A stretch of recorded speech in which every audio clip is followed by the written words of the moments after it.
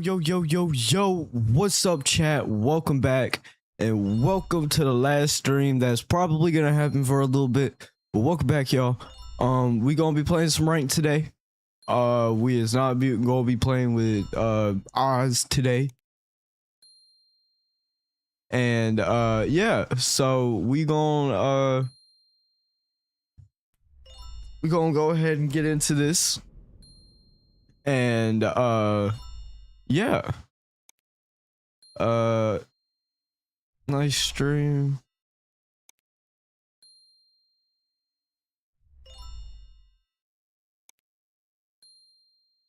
If you want to, you can join my Discord server down below and get yourself in there, and we can do that through there, share it with the community, you know what I'm saying? So if you feel like it, join the Discord down below, which everyone else should. I ain't gonna lie, our Discord is pretty neat. The more you do in our server, we have a level system, an achievement system up in there. So yeah, I say y'all should join it. I'm not gonna lie, our server's pretty lit, but we have a small number of people. We only got like 21 people up in there. So if y'all want to, please join up down below, and yeah, that'll be really appreciated if y'all could do so. But yeah, I did a little bit of configurations on my mic last night. I adjusted my input gain, so hopefully I sound a little bit better, and when I talk a little bit quieter now, you know, should still be able to hear me a little bit while I have the AC going. Because yesterday when I had the AC going, y'all really couldn't hear me at the beginning of the stream, and then when I turned it off, I saw y'all could really hear me. So I was like, you know what, let me go ahead and adjust my input gain real quick and see if that fixes anything or helps with anything. So yeah, and I still can't believe I'm still, you know, doing configurations on my microphone and shit. I mean, pretty much this is my third microphone now, because we at first we started out with the Rode Pod mic, and then a fake Shure SM7B off of Facebook, or not Facebook, but off of eBay, and then now we have a legitimate Shure NV7X, which my windscreen is on the way. I'm currently using this shitty one right now from my USB mic that I got in my closet that's just sitting there. So I pretty much got this on here for right now,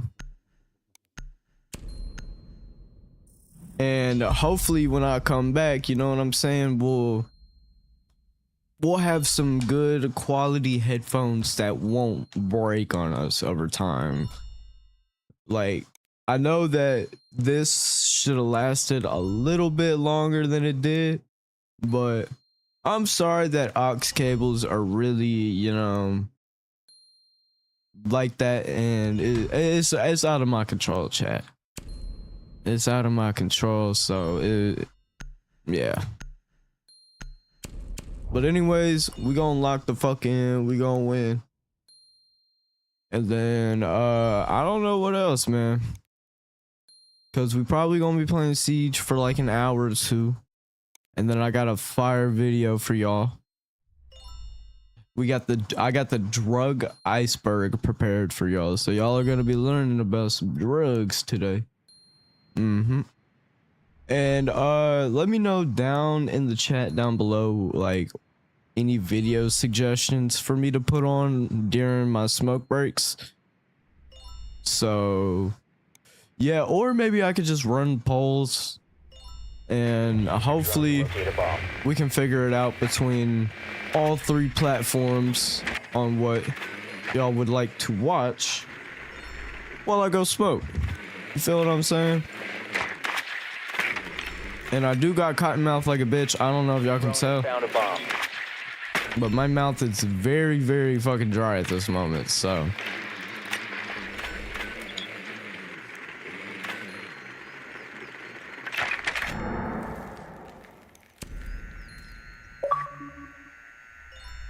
Insertion in 10 seconds. 5 seconds.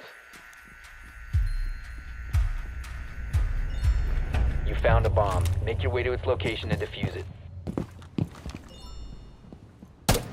Oh yeah, by the way, fuck, I forgot the person that I watched that helped me do this, but it was some audio engineer that I watched on YouTube. Really helped me out. W to him. So eventually, whenever I figure out his name again, I will give him a shout out and tell him thank you for the video.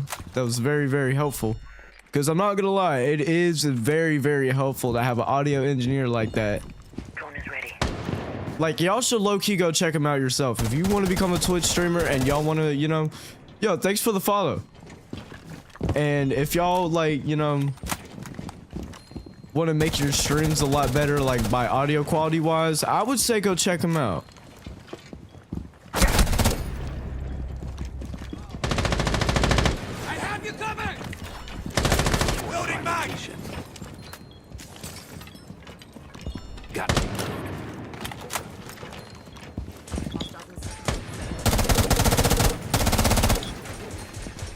Gotta lock our targets! Second floor!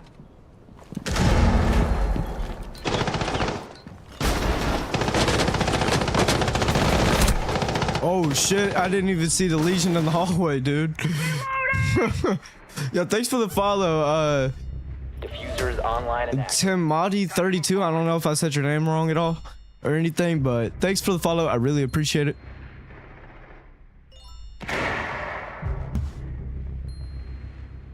It's great to see that my follow alert is working on Twitch, because the last 2 streams really has not been working well on me. Last operator standing. Op 4 last operator standing. But yeah, thanks for the follows. Thanks for everyone for stopping by and everything.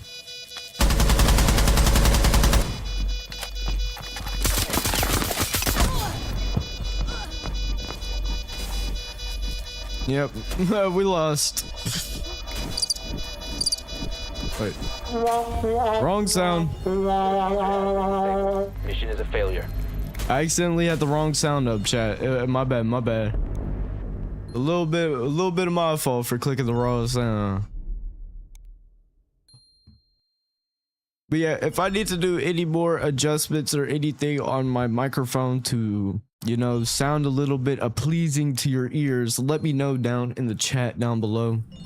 So eventually I can make some future configurations to my microphone so I can sound better for y'all.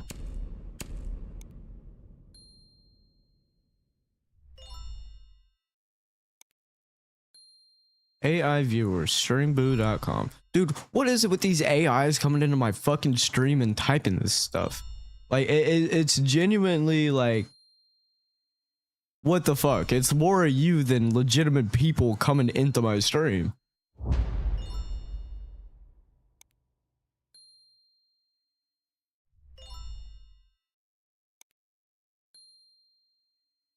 But yeah, let me know down in the chat down below if I should apply for Streamer University 2028, bro. Let me know down in the chat down below, and we'll probably think about it. And maybe I'll put in an application, because my friends were telling me to do it this year for some fucking reason. I was like, no, I'm not gonna do it this year. But I'll do it next year, since obviously bro came back on and he said, we doing this shit every year. Come on now, we're locked in. So we gotta put in an application next year.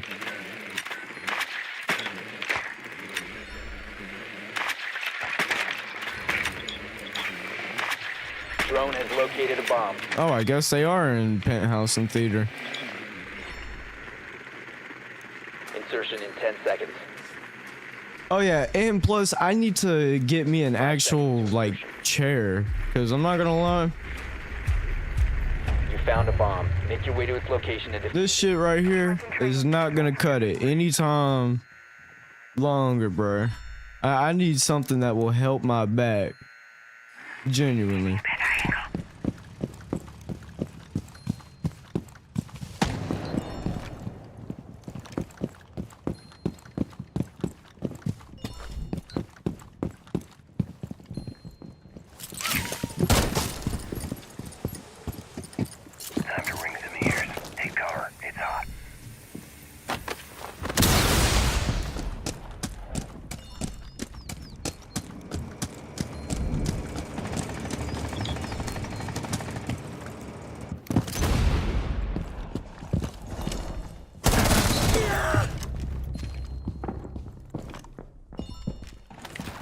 Careful.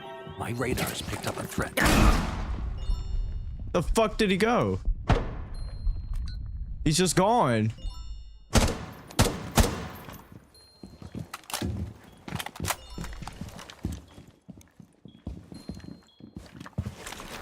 Wait. Threat detected. This area is hostile. That's where he is. Drywall work coming up.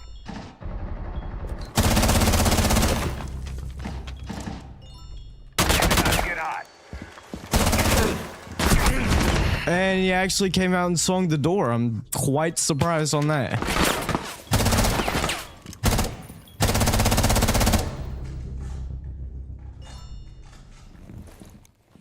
Alright, come on. Get up in there, Thermite. You're literally a gold. You got this, little Twan.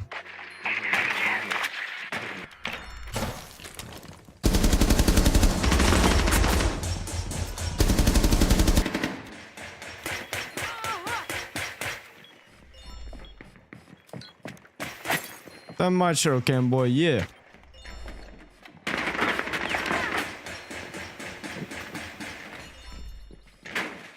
There's no way he's actually finna die from the fucking... From the, what's it called? The Maestro cam. The diffuser is no longer in your possession. The diffuser is now secured.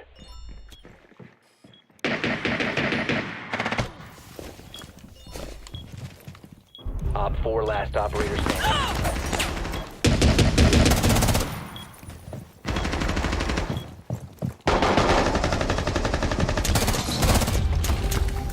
Op 4 neutralized. Mission successful.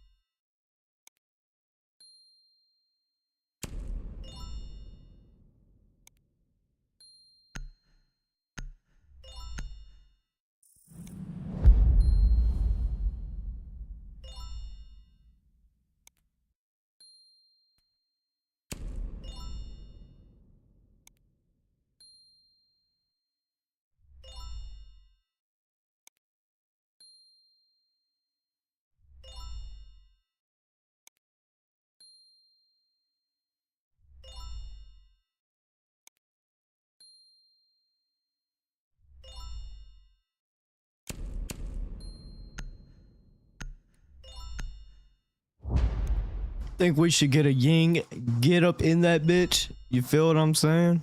And just blind sight. Blind sight, blind everyone. Just go up in there like swimwear, dude.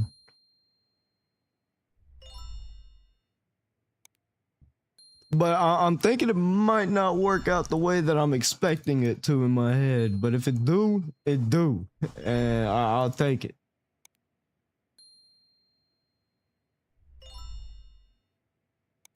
We need to locate a bomb.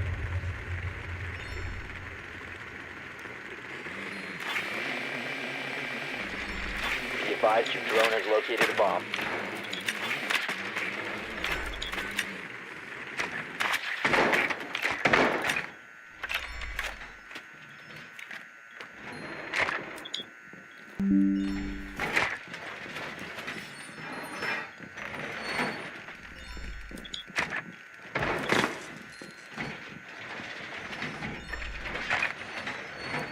Seconds to insertion. 5 seconds before insertion. Proceed to bomb's location and defuse it.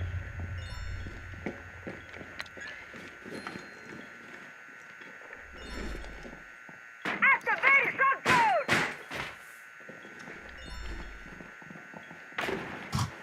I'll do whatever I'm doing after I fucking play this round out.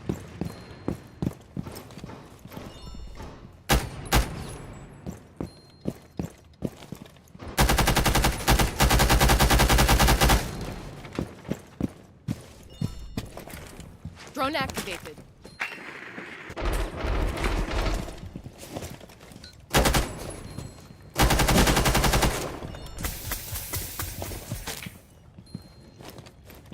Auto breacher deployed. Boogie, go! Turn your angle.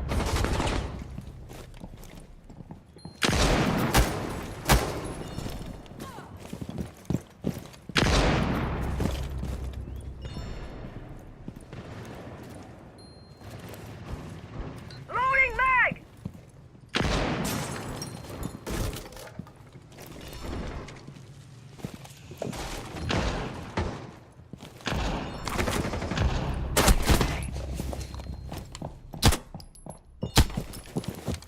No on the enemy.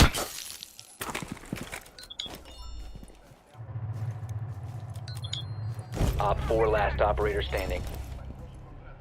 Auto breacher, go! Boogie deployed. My location is Bro, what is this gold doing? He's not even up in sight. Like get up in there. The fuck are we doing? Op 4 eliminated. Friendly mission successful.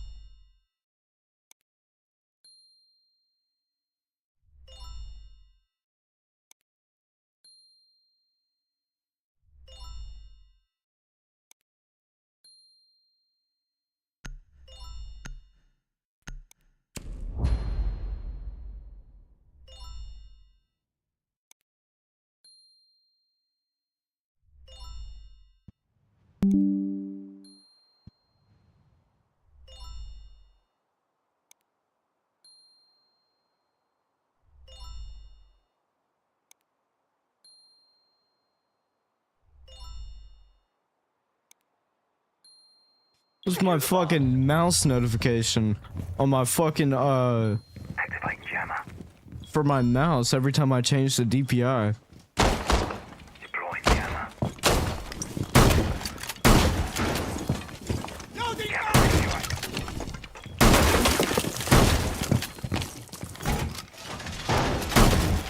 Reload!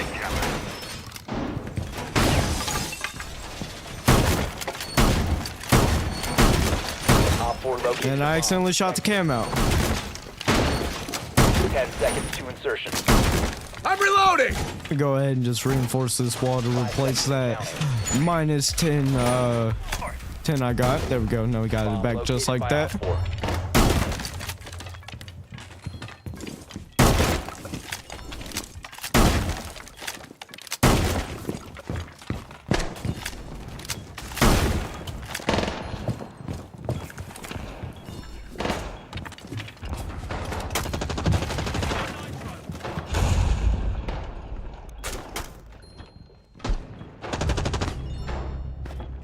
Reloading, cover me!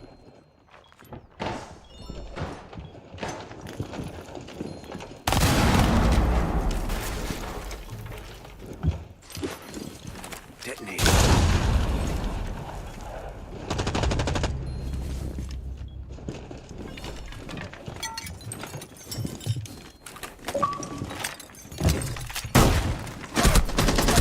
God damn it, bro. And then why the fuck am I... Who the fuck is texting me, bro?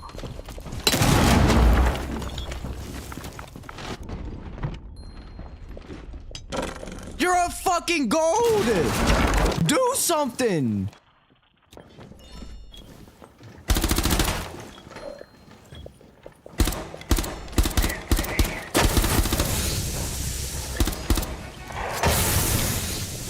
Mission critical. Bomb diffuser activated.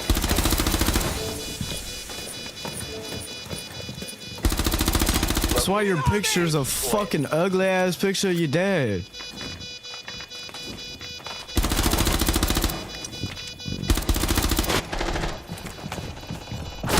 One friendly remaining.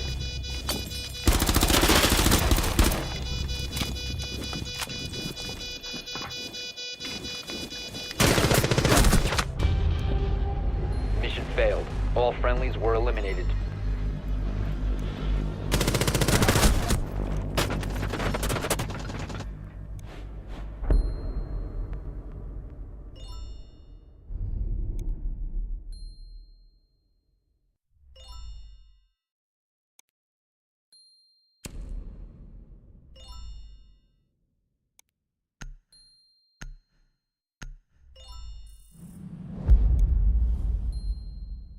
There's actually no way that he just came up in there with a black beard, and I try and shoot the hatch, and I'm just dead, gone like that.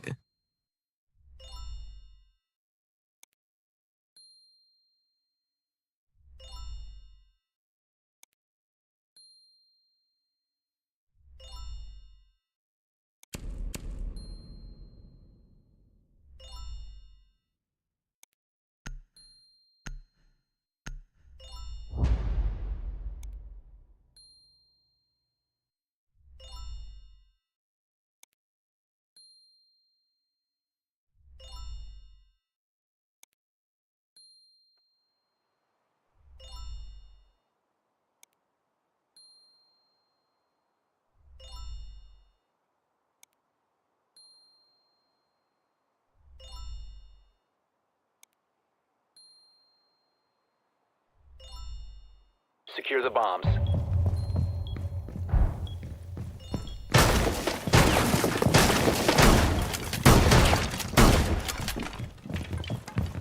All right, let's try and not shoot the camera out this time. Loaded mag! Razor wire.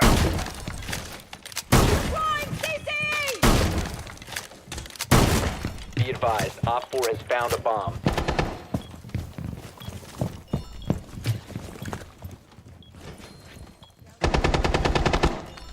Initiate 10 jam. seconds.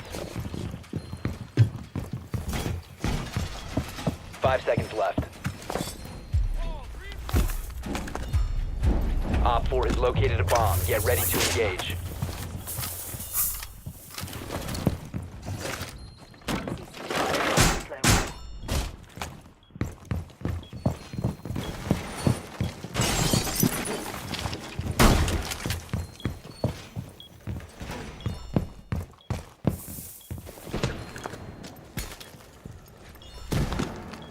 Deploying jammer. Loading mag!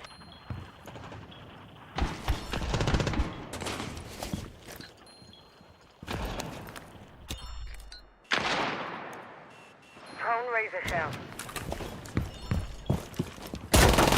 Spotted.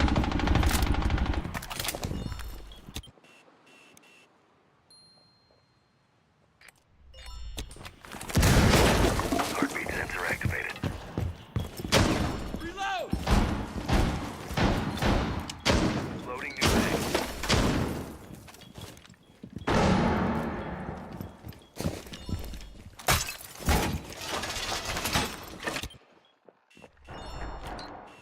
Oh, coming in from over there.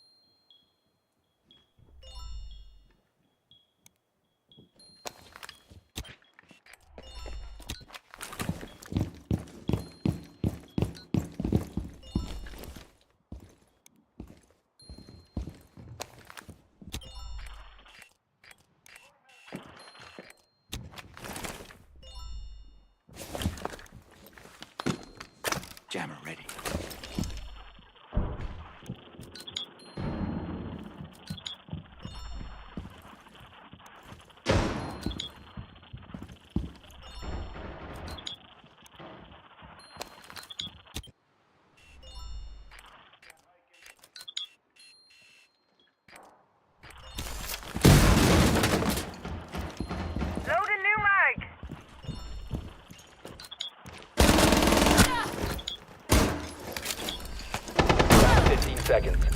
Reloaded! 10 seconds to go. One op 4 remaining. Op Kobe. 4 eliminated. Mission successful. Meow. And I didn't even get to see him explode. What?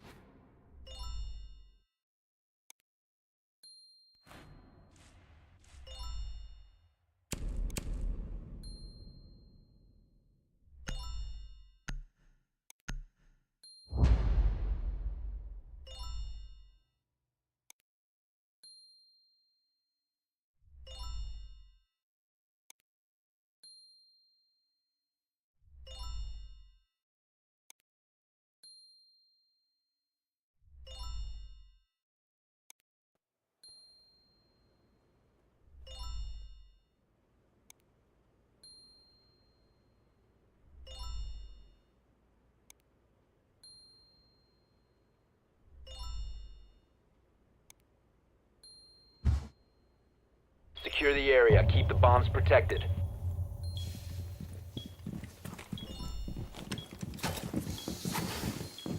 Keep it deployed. We have some time. Little round.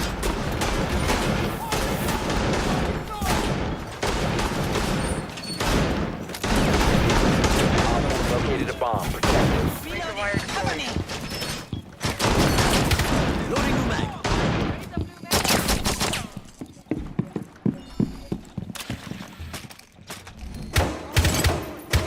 10 seconds to insertion. 5 seconds. Op 4 has located a bomb. Get ready to engage. Less strikes through. Destroyed barrier.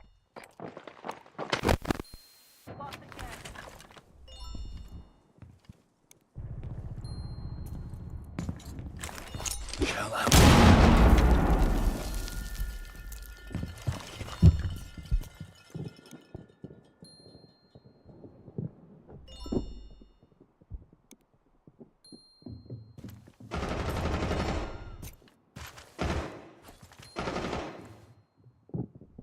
I'm reloading.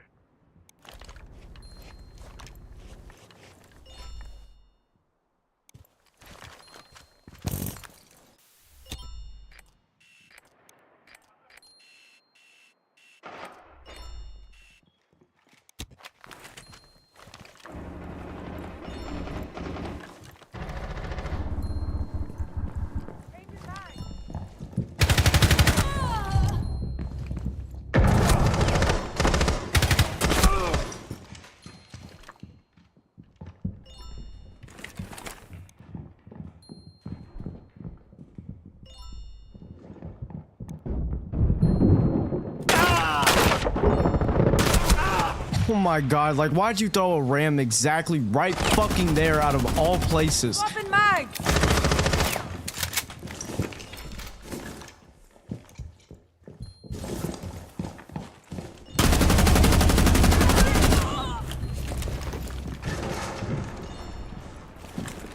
There's a ram in VIP lounge, dude. And a fuse there too, dude. Oh my god, dude. You making all this noise, dude. Motherfuckers about selling game point, dude.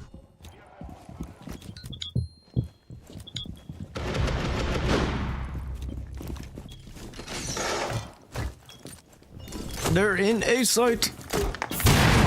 What are you doing running into the fuse?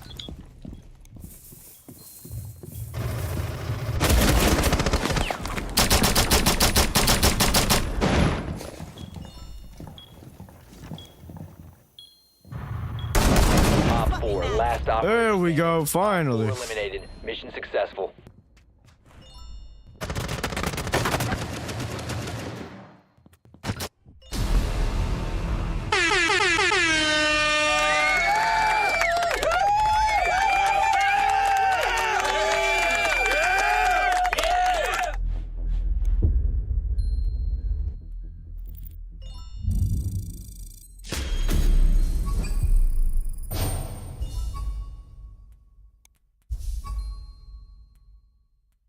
Oh, that's myself.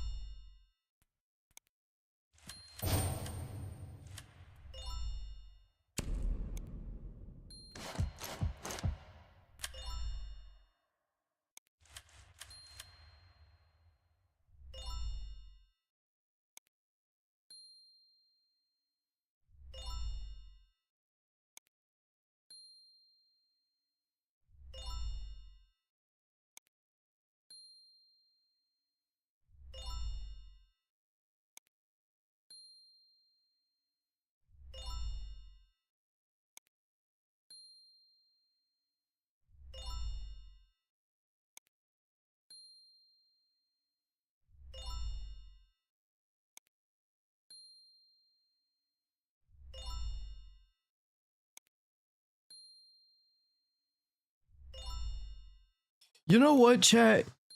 I still have the Benjamin on standby. I hope y'all know I really don't smoke the pen that much, but I do keep it on standby just in case for, you know, if I want to do, you know, hitting the pen on the stream, I keep it just in case for reasons like these. So actually, I'm gonna go grab the pen real quick, and we gonna come back.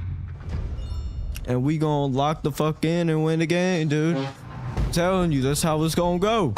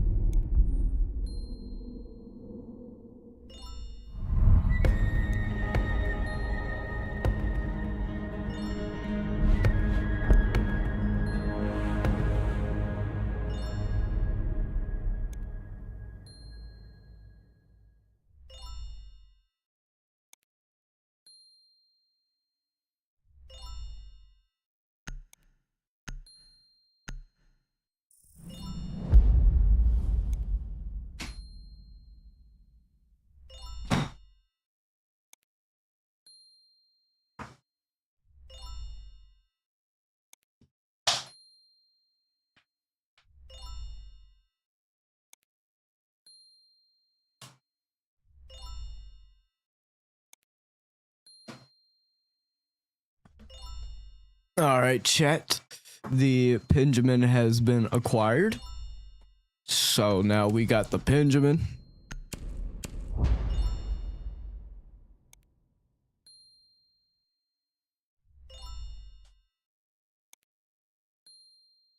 Man, hopefully the next 2 games are not the games that just completely just sell me out on ranking up to fucking silver. I hope not. I hope my teammates don't sell and, you know, decide to play like fucking bots and shit. But if they don't, and the game after this one, if we do win this one and get close to ranking up, because I know we're not gonna rank up after this game. Trust me, I know that.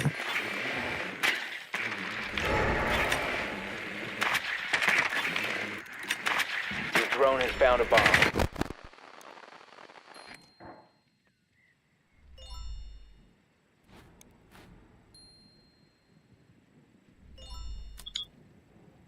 But yeah, while we're here, we got 15 seconds left on the clock until it starts. So let's go ahead and take a blink. Insertion in 10 seconds. 5 seconds.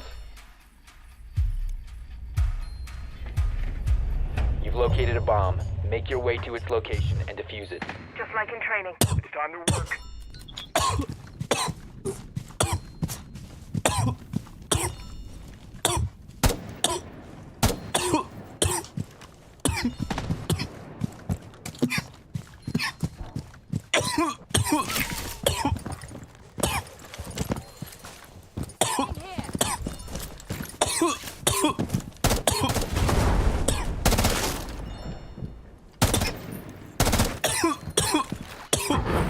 Hostile approaching.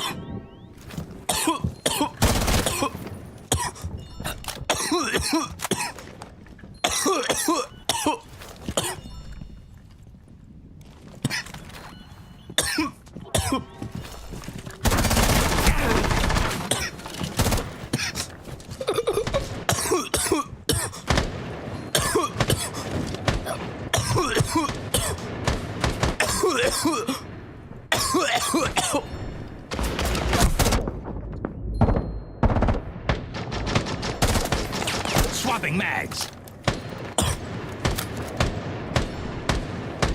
Reload.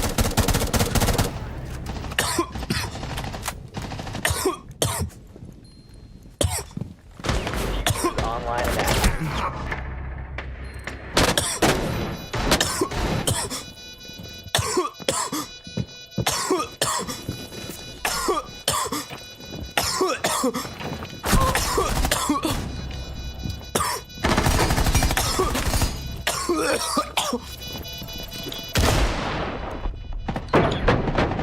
Op 4 last op. Yo, this is a W.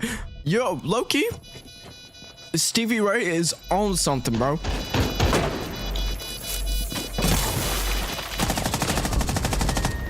Op 4 neutralized. And I low-key kind of stole bro's ace, which now I kind of feel bad for.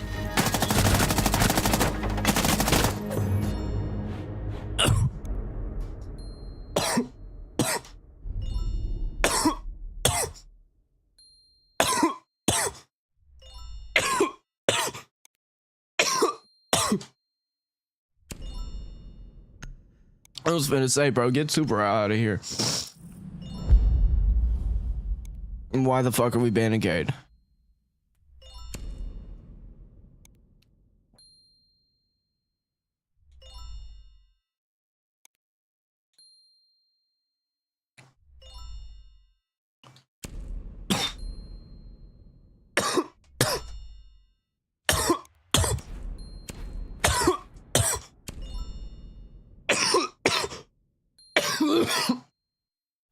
Chat, I'm gonna go blow my nose real quick.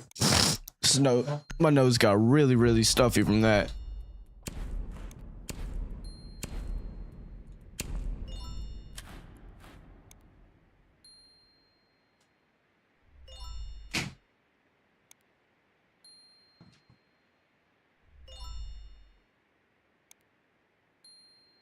Need to use your drone to locate a bomb.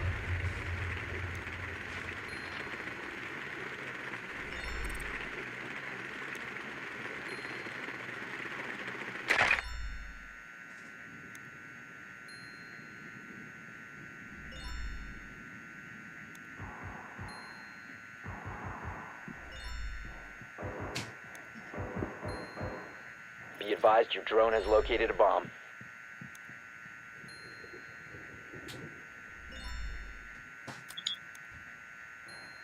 Ten seconds. Insertion in 5 seconds. You've located a bomb. Make your way to its location and defuse it.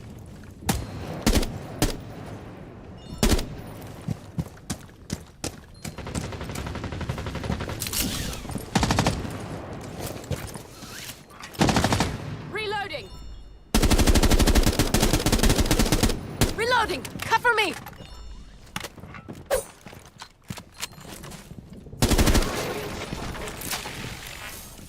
Stepping into check.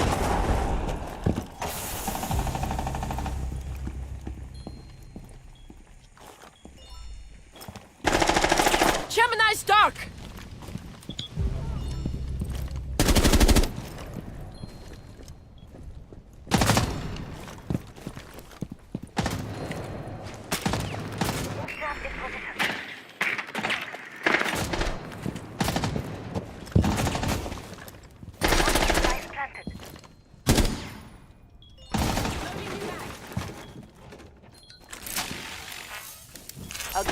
intel.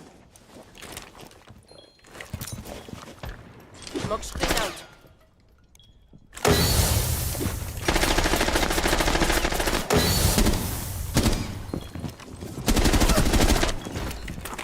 Op 4 last operator standing.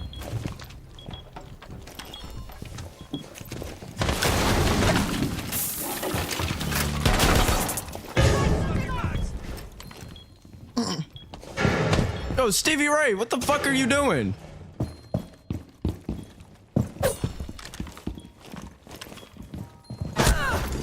Hey, he's coming now, you dumbass! Device planted. Go, plant! Plant the bomb! Oh my god!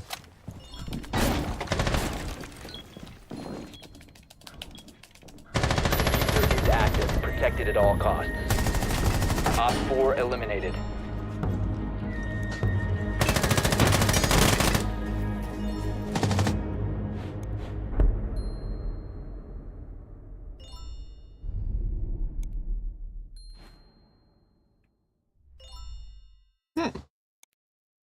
They lost Charlie Kirk and Ghost sued.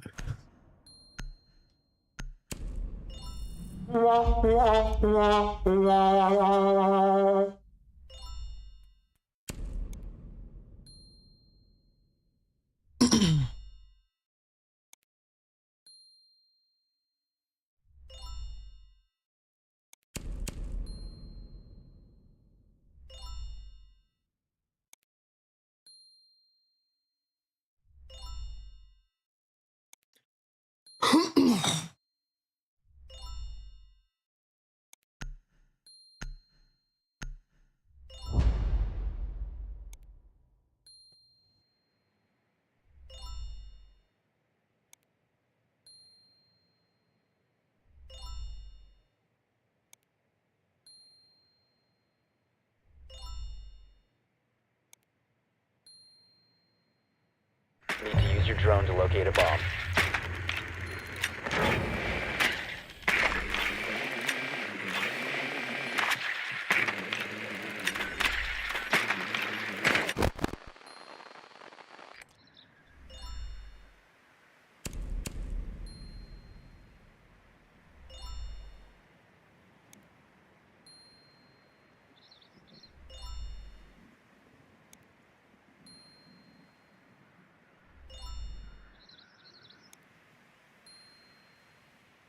Ten seconds.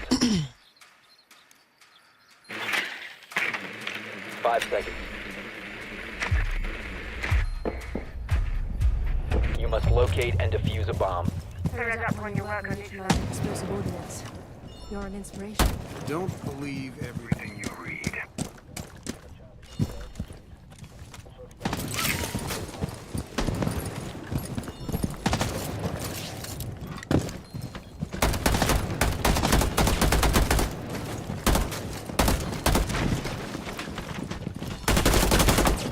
Bomb has been located. Coming up. Come out wherever you are.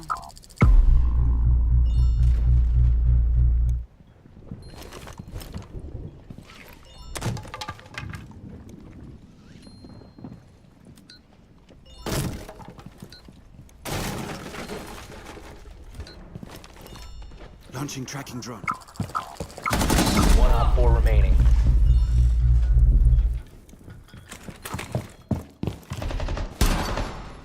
You have dropped the diffuser.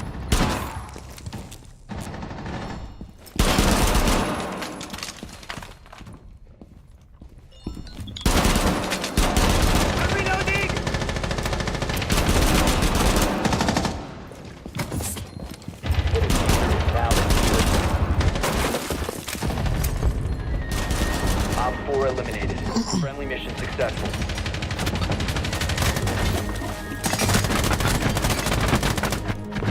What the fuck are they doing to him, bro? They're just bullying him. They're just bullying Brody. Pushing him all up on the wall. Fuck. Pushing him all up on the wall and everything, bro. feel like Chat GPT, whenever it had like a mental breakdown over trying to say something and it just spazzes out and just mentally freaks out over it. It felt like that for a second, I ain't gonna lie. But it seems like we easily got this dub in the bag, so I'll take it.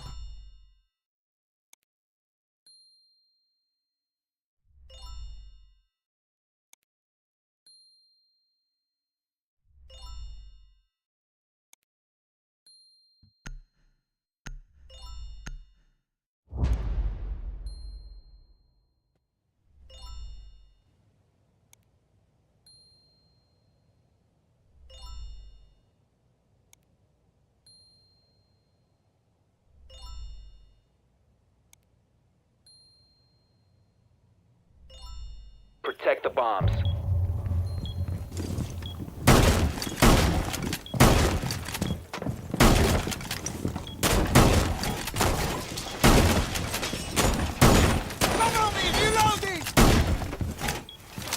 Bomb location compromised. Plan accordingly.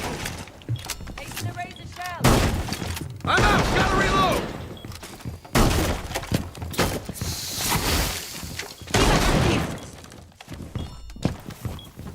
Gotta reload. 10 seconds remaining. 5 seconds to insertion. Razor blue. Op 4 has located a bomb. Be ready for hostile action. The keeper barrier is active at the razor shell.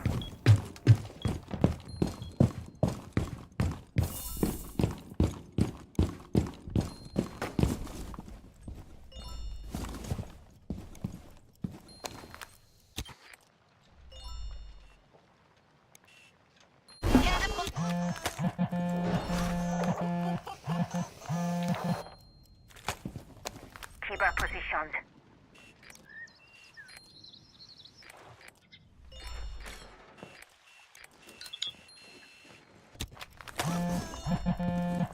Bro, why do you keep on calling me?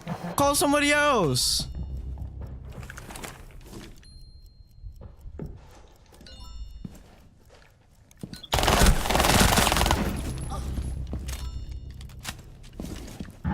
Why you call someone else, you fucking idiot?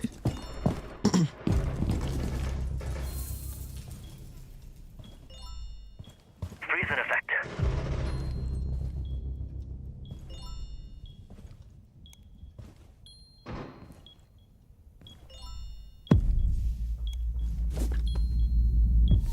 There you are.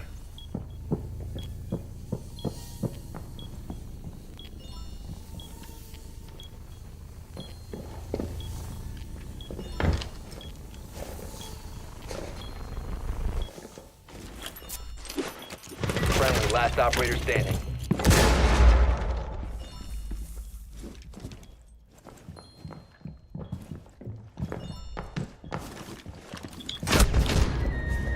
All friendlies were eliminated. Mission failure. Like, how did y'all die? It was a fucking 2v5. How did all four of y'all just die like that? Are y'all like literal bots? What? Holy fucking dog shit. What are these kids fucking doing?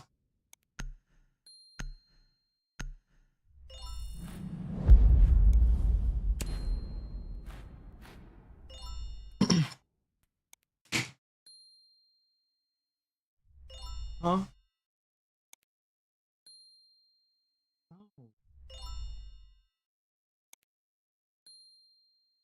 Because I hit the card.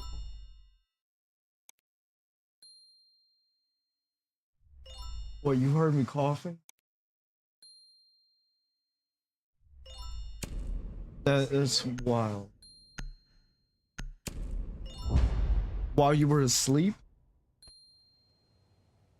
The kitten's laying in there. I'm sorry for waking you up.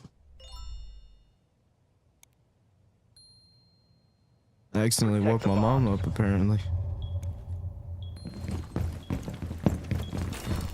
Shelf.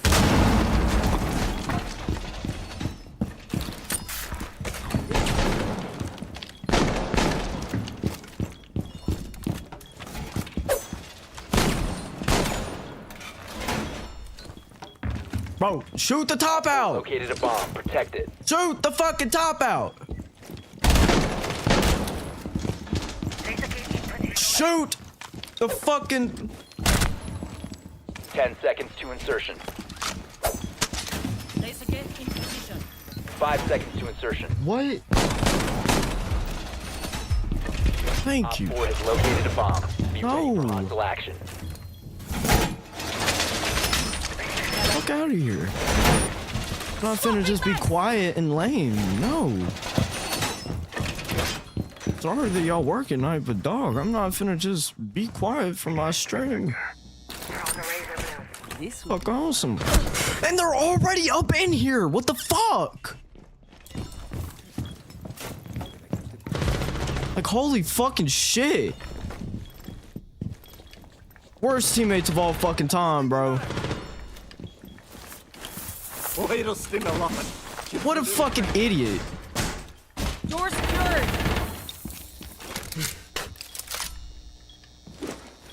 Setting a razor shell.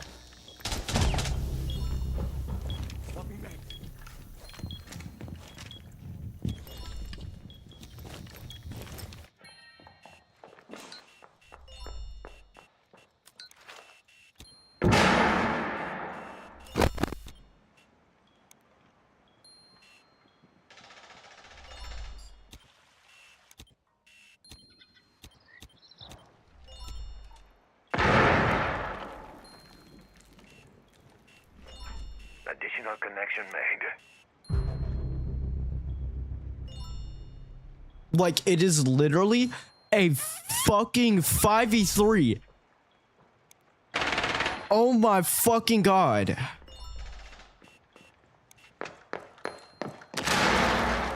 This game actually makes me want to fucking kill myself, bro.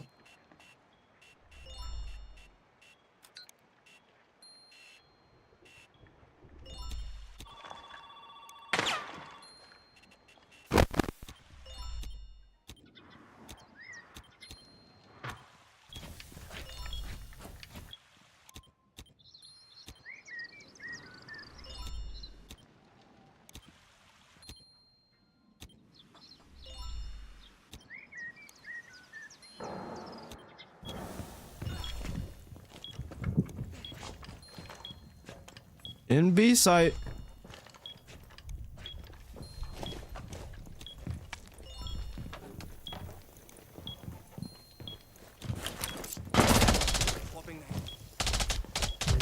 Op 4, last operator standing. Just in case. Oh my god, this kid's an actual idiot, bro. Down to 15 seconds. 10 seconds to go. Oh my god, thank god. Eliminated. Thank god, thank the Lord.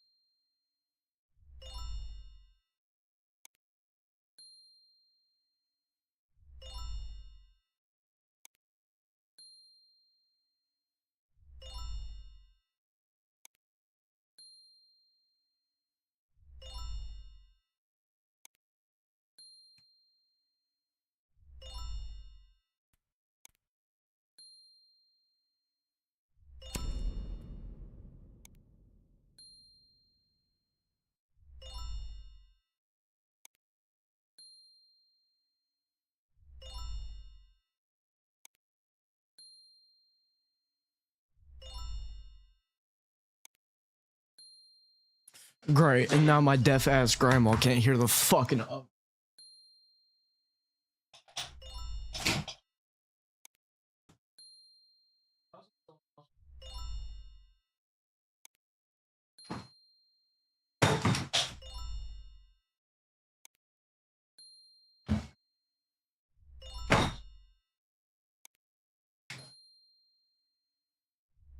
And you want to know the crazy thing about it is she's literally right beside it and she can't even hear it.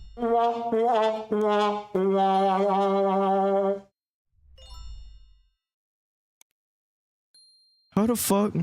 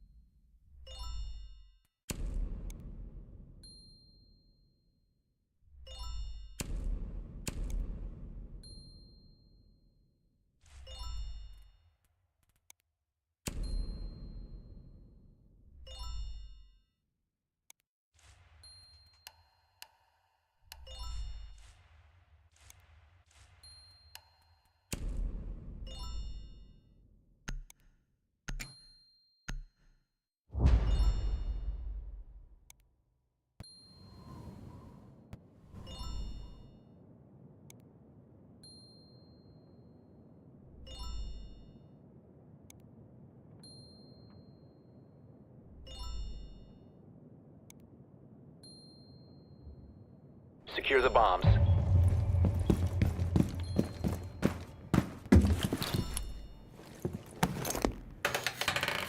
Laying out the welcome mat.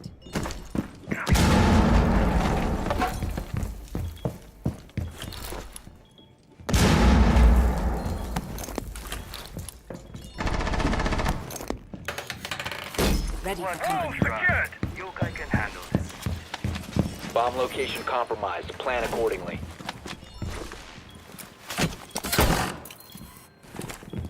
Down to 10 seconds. Down to 5 seconds. Op 4 has located a bomb. I read the letter you sent. Are you sure it was meant for me? I don't make mistakes, Fenrir. Reservations are at 8.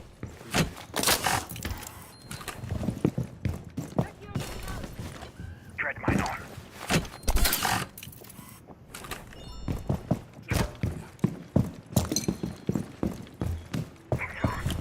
Searching for electronics.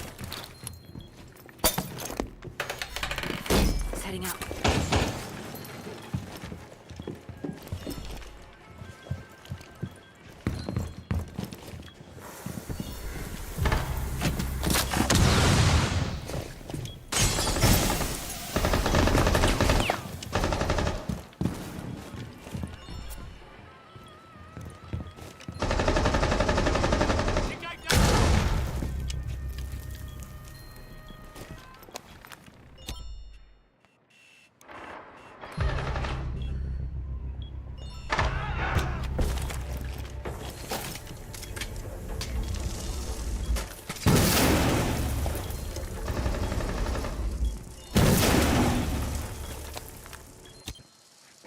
One friendly operator remaining.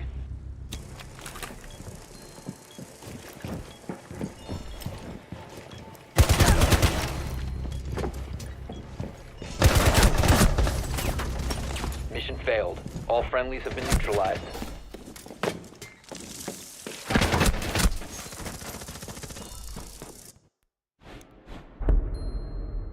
It's kind of wild how our teammates just die, dude.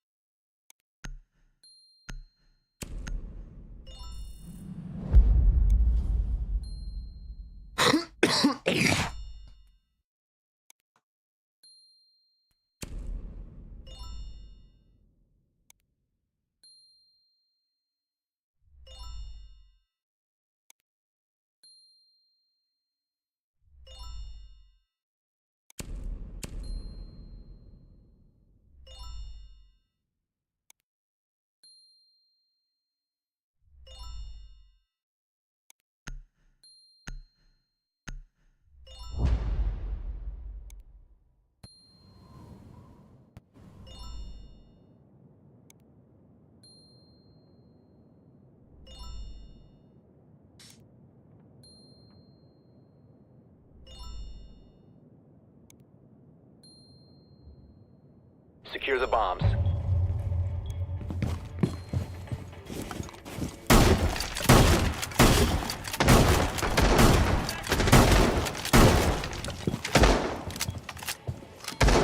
Reloading!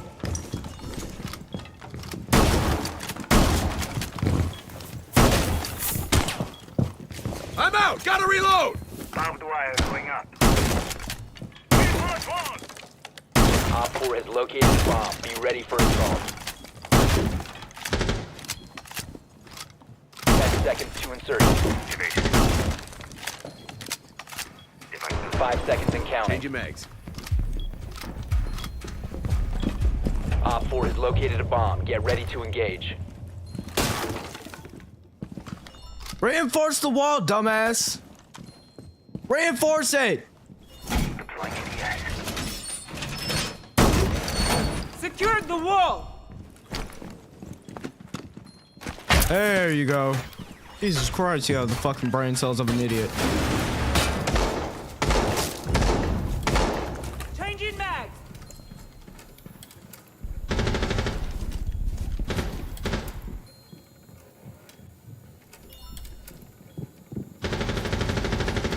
Cover me, reloading!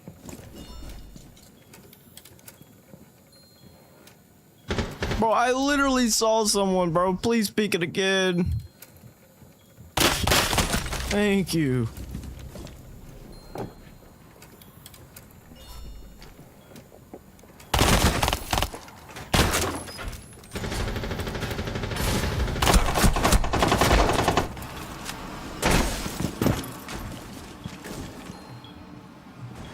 Changing mag! Reloading! Cover me! Yo, if he has a O into his name, that's literally my fucking name. I swear to God.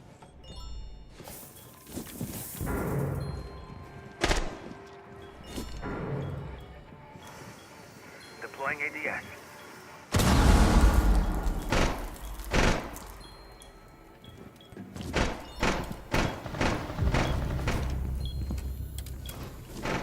Loading full magazine!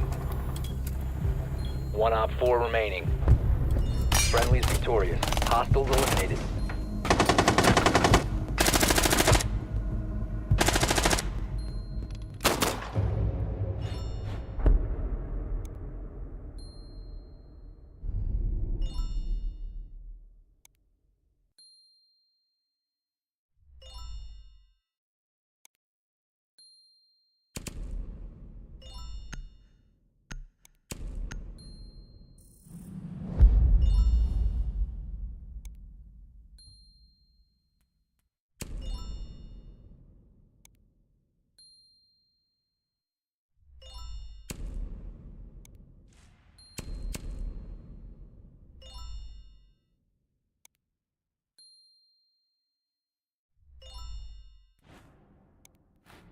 Oh, so now I'm the one carrying the team?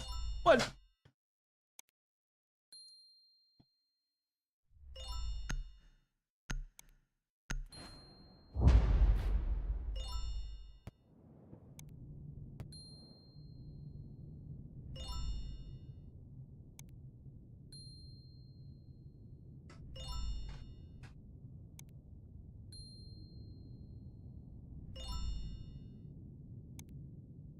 Protect the bombs.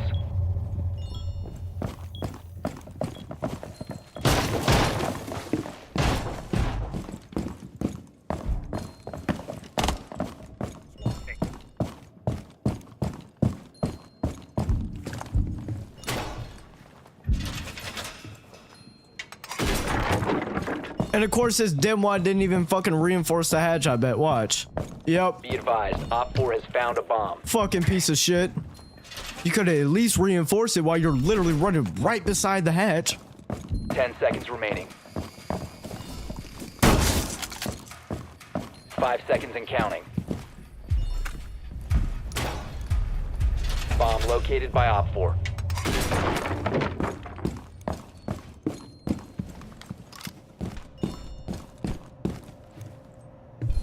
Loading him.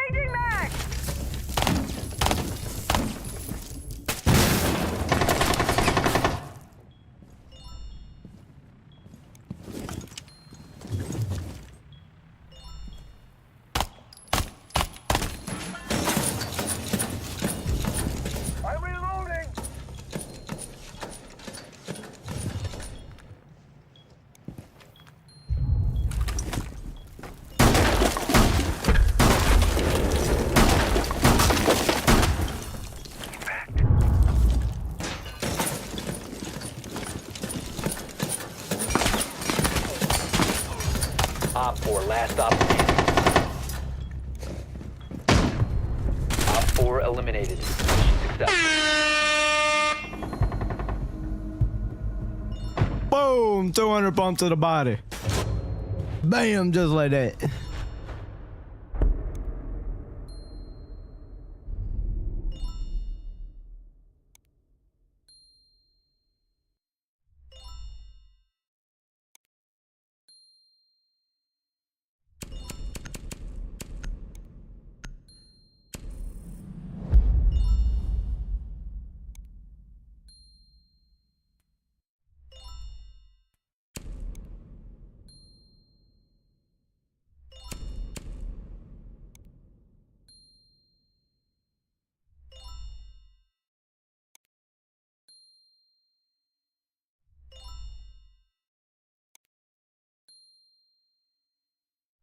I think we might rank up this game, chat.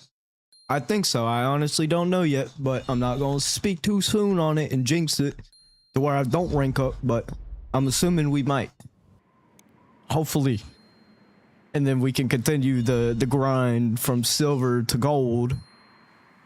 And hopefully stay in silver. But, I don't know. We'll have to figure out and see what happens later on in time. Use your drone to locate a bomb.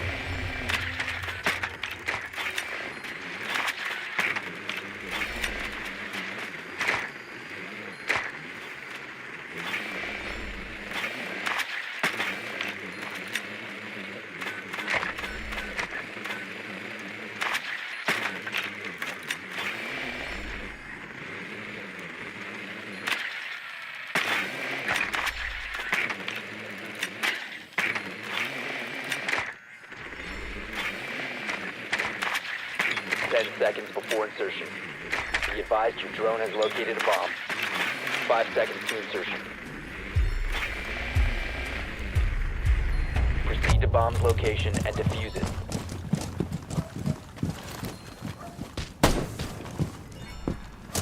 Make way for Boogie!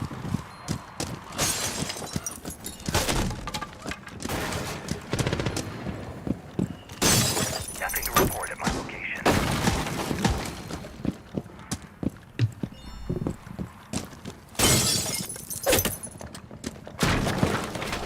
Detected an enemy nearby.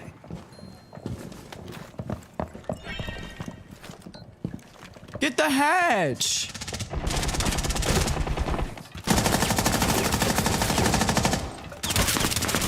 I'm in their food.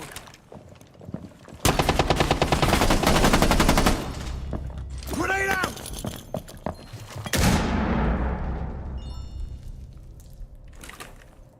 Reloading ammo.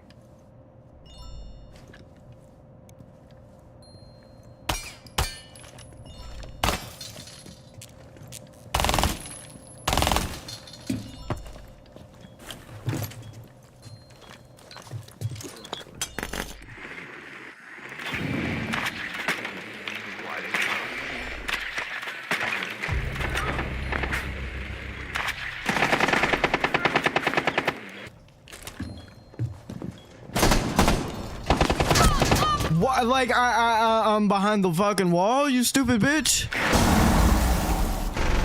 Must recover the diffuser. We have been eliminated.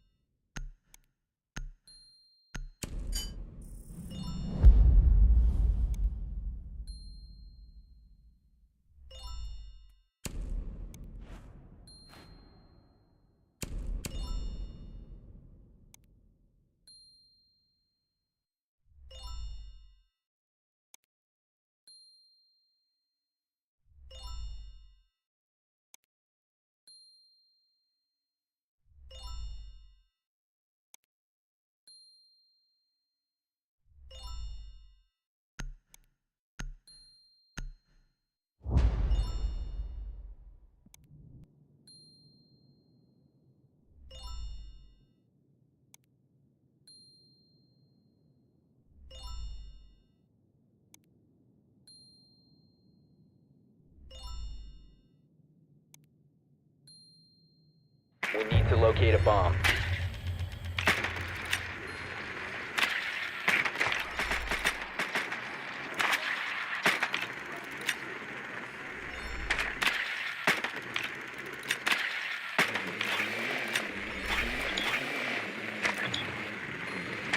Be advised your drone has located a bomb.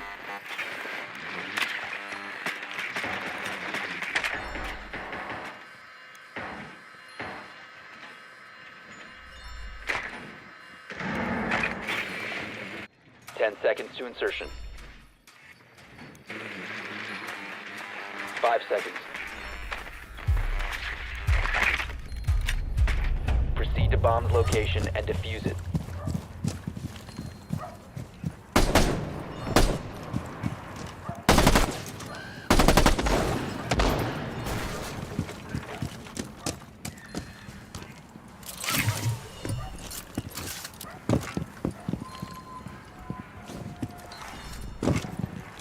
See you around.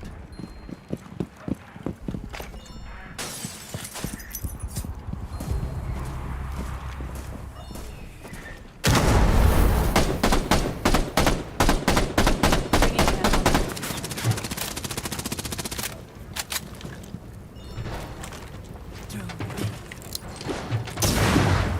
You must recover the diffuser.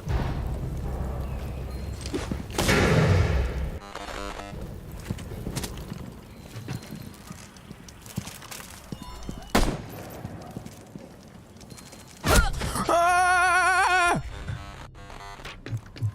Hell online.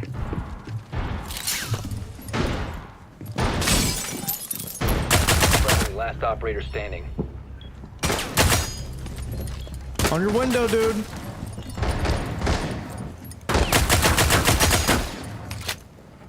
Finna come on that window and just fuck your shit up, dog.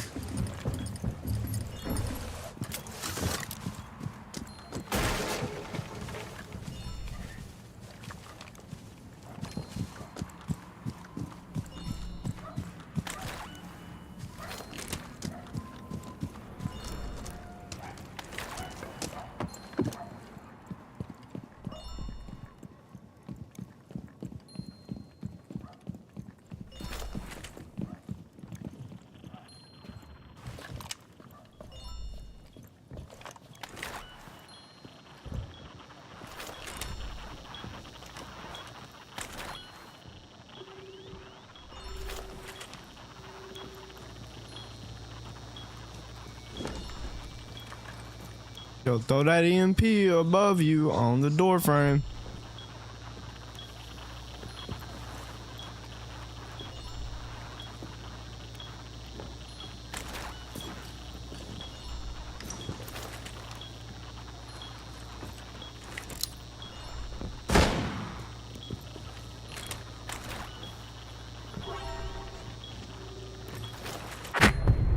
All friendlies have been eliminated. This guy don't need to be playing Solid Snake if you don't know what the fuck he's doing, bro.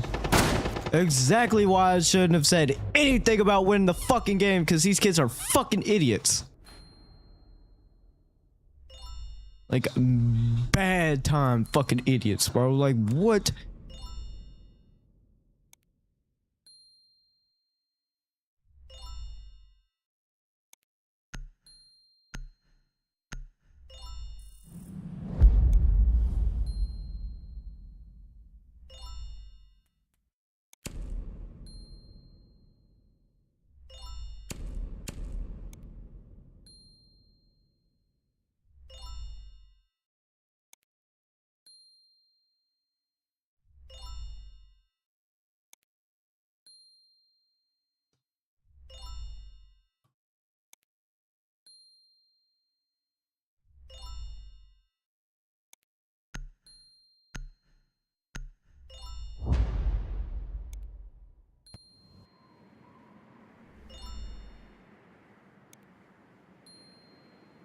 Oh shit.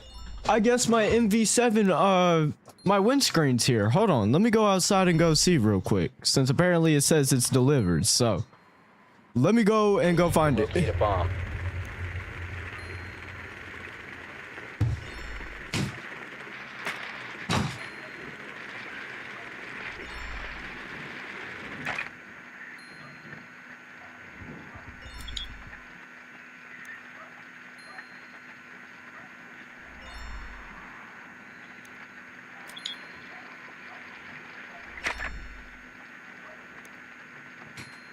Be advised your drone has located a bomb.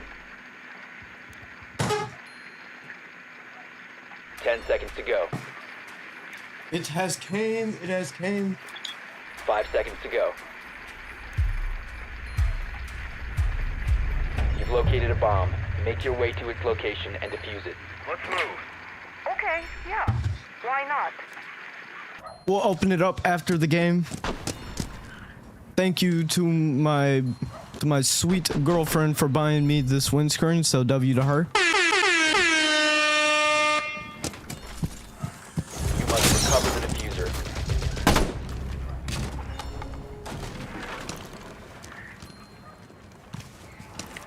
Drone ready. Reloading.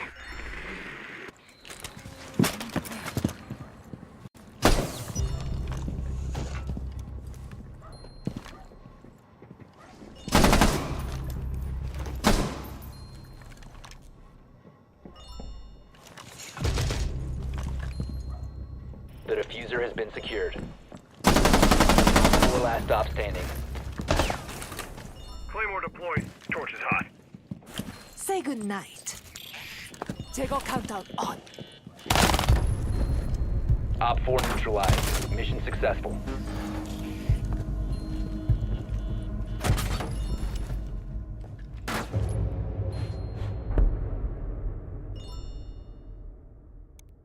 All right, I guess we can turn this shit around.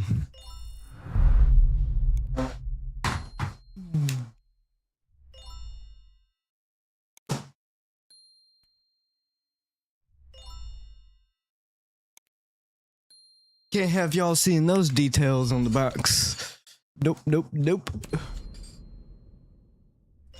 And I might have to take a shit after this game. I'm not gonna lie.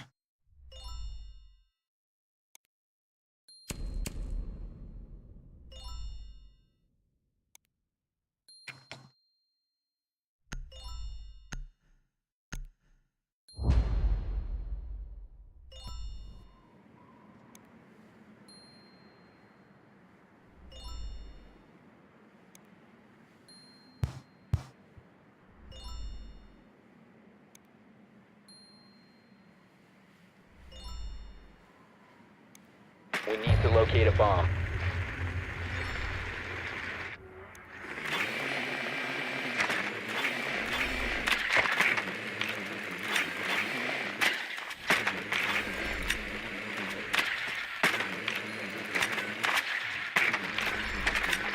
Your drone has found a bomb.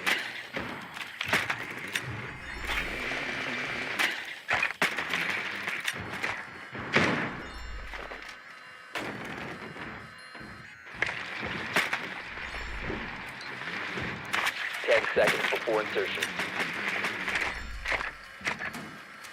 5 seconds before insertion.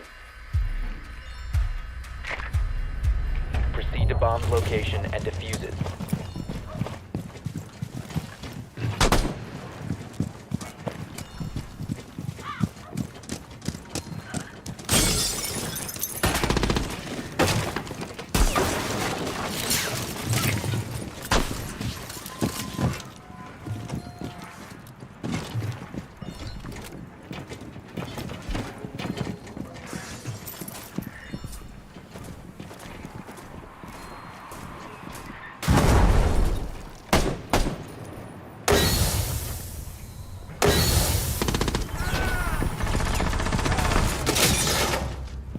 Lobbing a smoke grenade.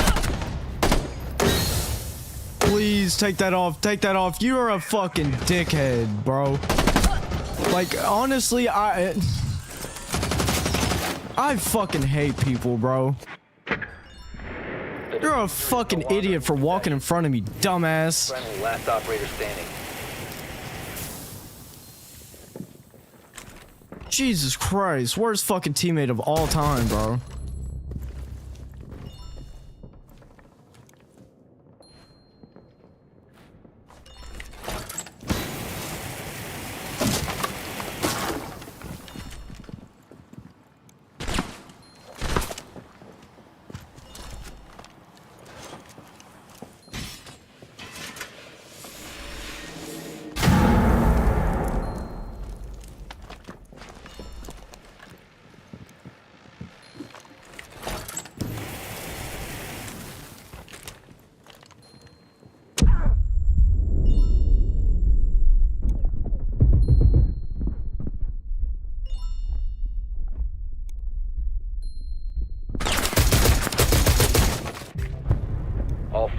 been eliminated.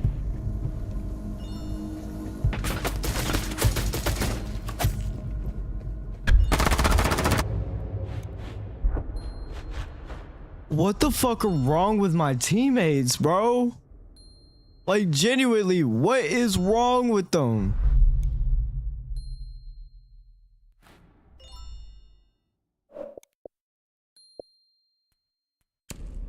Like, these kids are slow as fuck. Slow as fuck.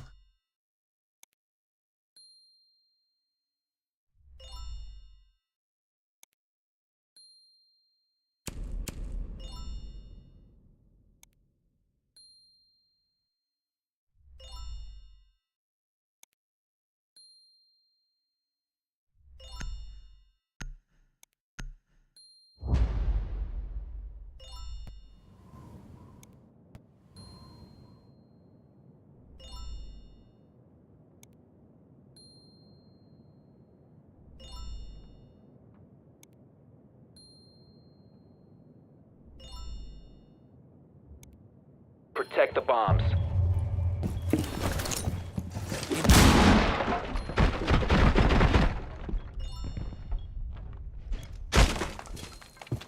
CC, shield up. New magazine.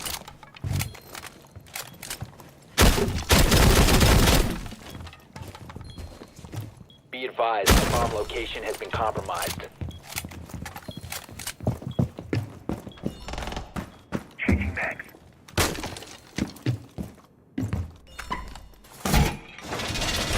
Seconds remaining. Down to 5 seconds. Bomb located by Op 4. Prepare for the war. Bro, like, what the fuck are we doing, bro? Like, genuinely, what are we doing? Why are we taking each other's heads off? Reinforcing wall!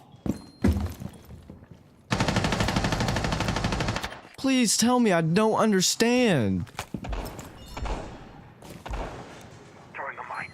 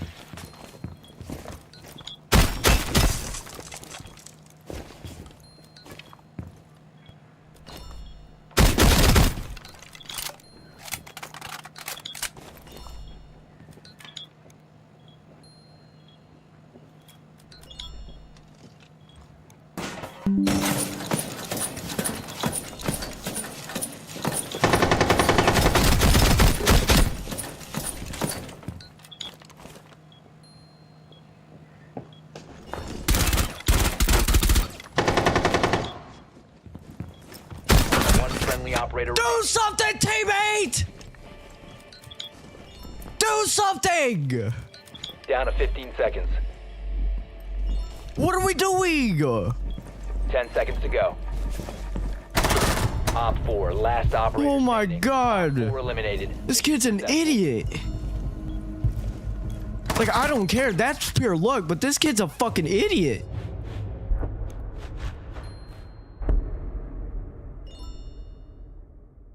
Like, literally, he sees me trying to hold these two people off from getting the diffuser, and then he's just sitting all the way over across from sight. And it's like, dog, help me out. I have two people currently trying to get in on me, and you ain't doing shit. You is not doing anything.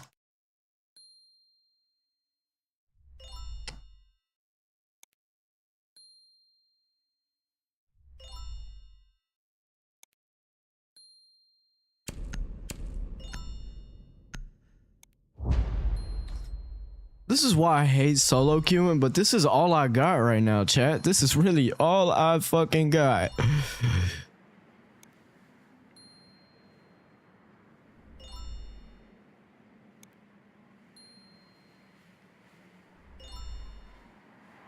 We need to locate a bomb.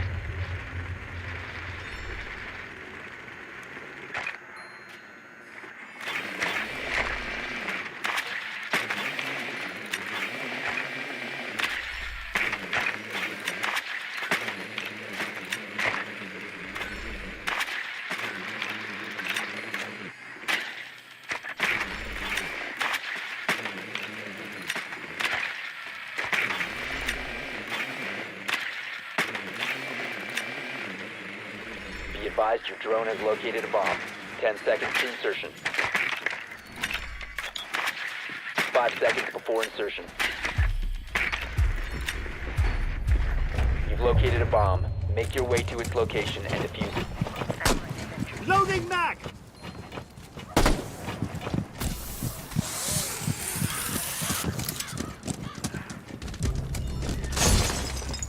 Bro, like, what are we doing?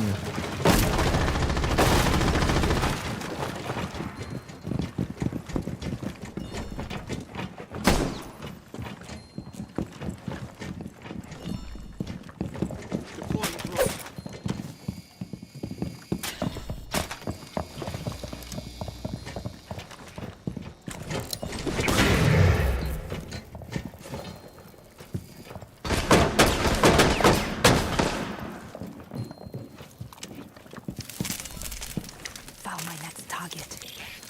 Jagger says hello.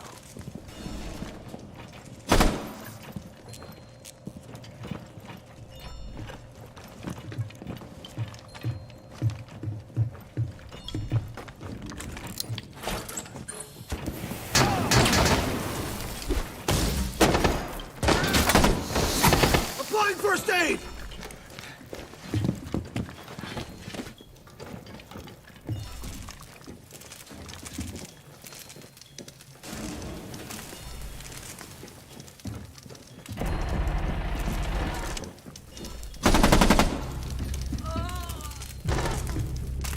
Charges a go! Target acquired. Payload unloaded. Like, what? You must recover the diffuser. Oh my god, bro. All friendlies have Worst teammates of all time, bro. Y'all are horrible. Horrible ass fucking teammates. All of y'all need to go fucking kill yourselves. Swear to God, I don't care if I'm on stream, bro. Go kill yourselves, all of you. Are the worst teammates ever. Brain cells, I'm a fucking faggot. Holy fucking shit. Anyways, let's get I don't even fucking care. Let's go ahead and get this fucking windscreen out of the box real quick since it just came in. So yeah, let me go ahead and grab it real quick and then let's go ahead and get it out of the box.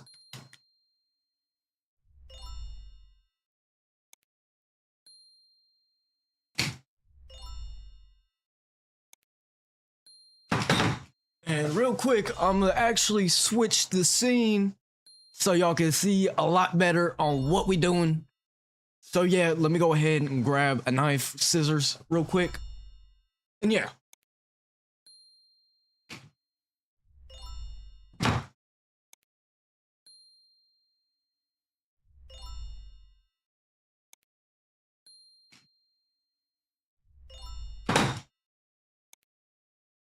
Right, right. Let's go ahead and get this thing out of the box.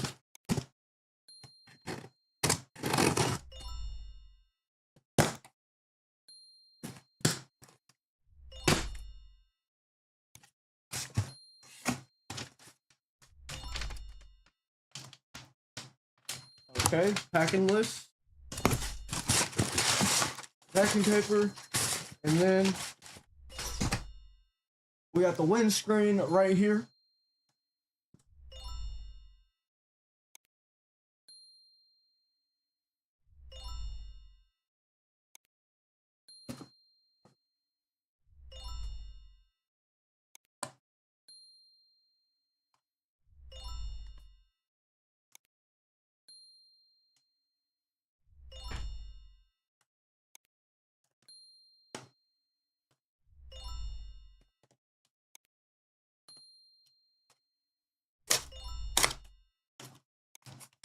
And I completely opened it wrong, but it's whatever, chat.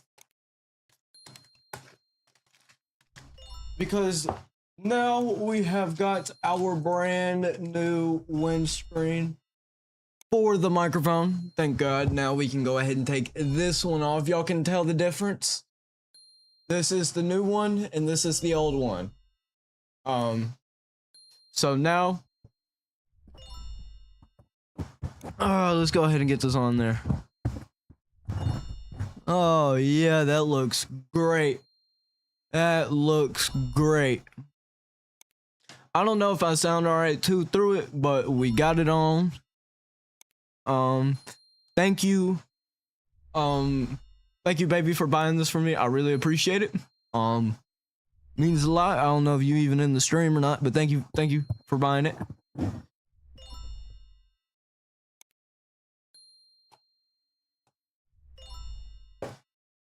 And yeah, let's go ahead and hop back into some more Siege gameplay.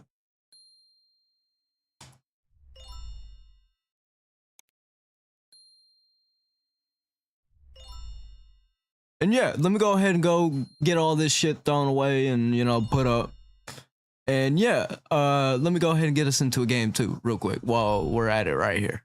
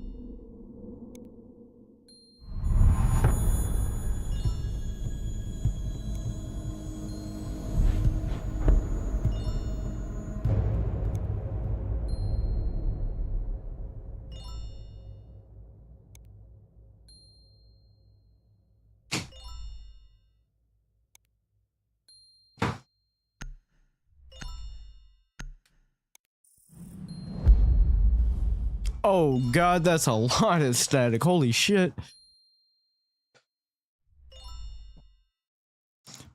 But yeah, hopefully y'all can probably hear a difference between the windscreens. And I'm happy it came in. Thank you, sweetheart, for buying this for me. Like all I can say is thank you for it.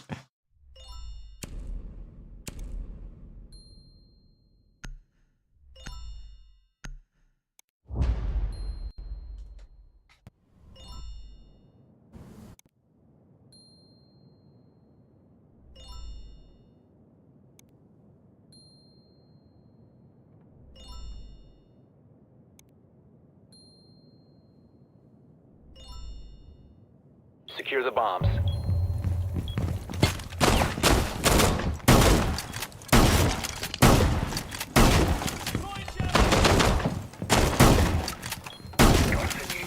Incoming hostiles under control. Flying jammer. Swapping bags!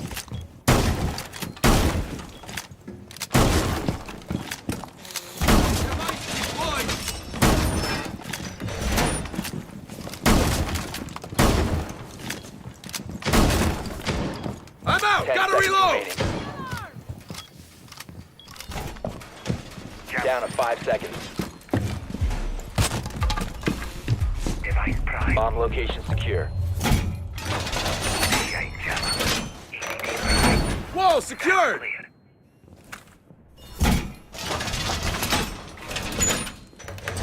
Setting down my +1.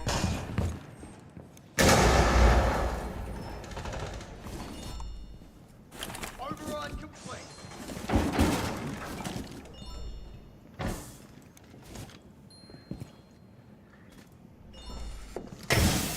Target detected. Second Op 4 has located a bomb. You're exposed.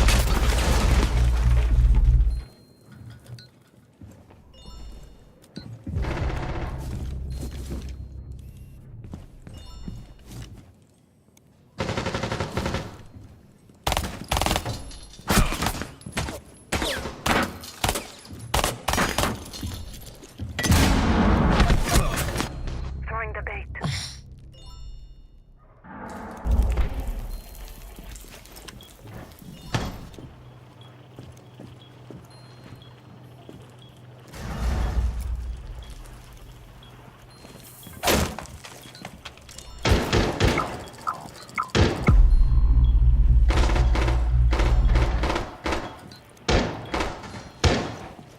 Divertiti!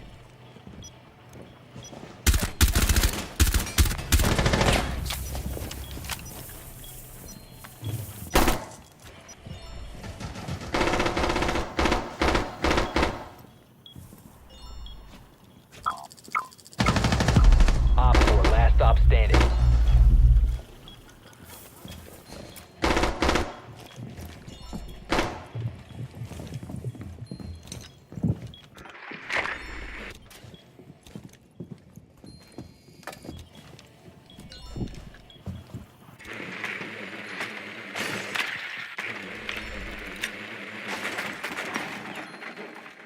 The bait.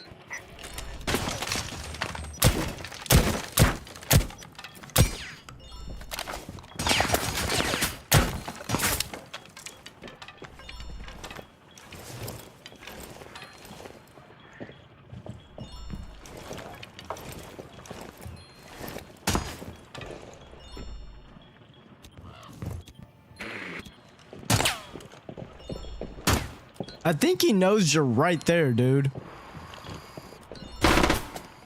Down to 15 seconds. Time expires in 10 seconds. What the Op 4 fuck? eliminated. Mission successful.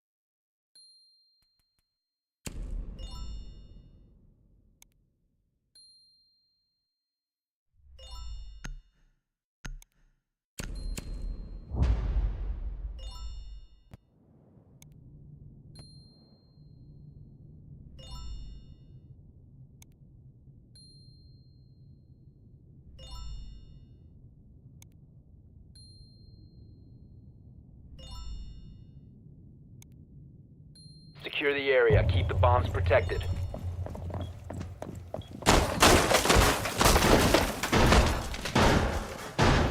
Reload. Op 4 has located a bomb. Plan your defenses accordingly. Shield deployed.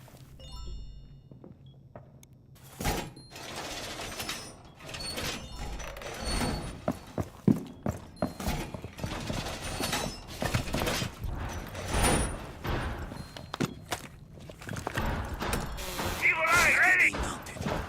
10 seconds to insertion. Down to 5 seconds. Alarm! Op 4 has located a bomb. Trump card.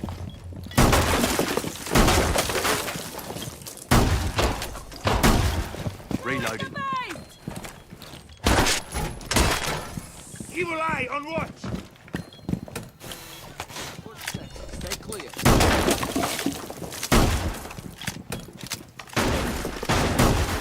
Ammo set. Stay clear.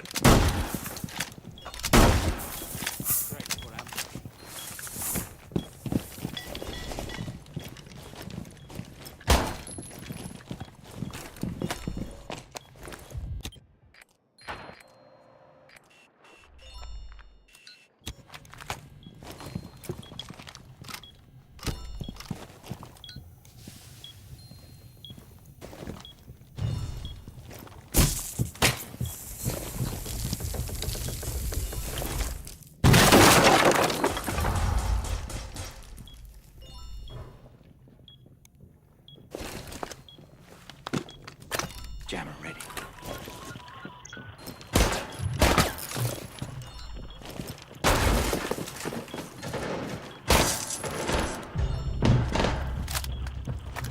Reloading.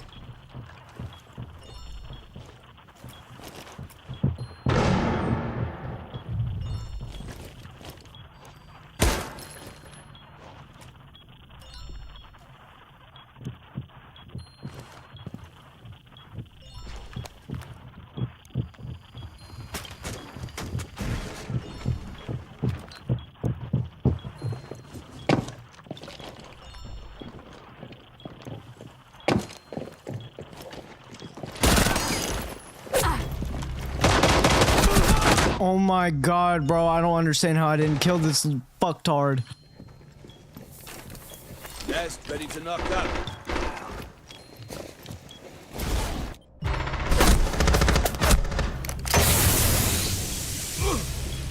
Right, and then you kill your teammate, dumbass.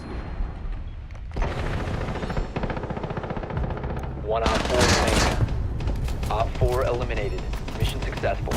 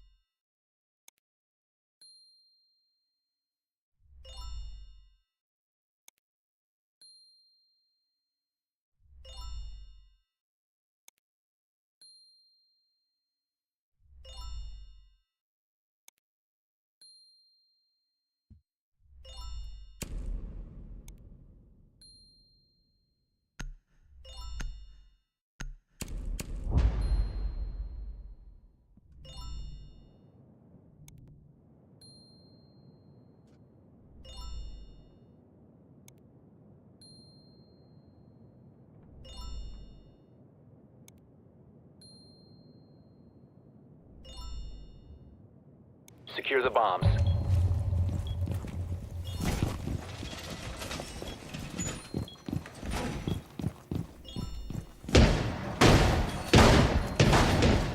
Be advised, a bomb location has been compromised.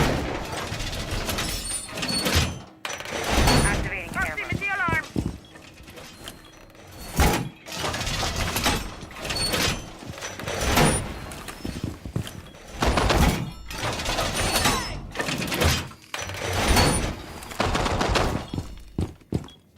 10 seconds. What the fuck? Barbed wire going up. Op 4 has located a bomb. Get ready to engage. Playing my trump card. Camera feed up and running. Trump card ready!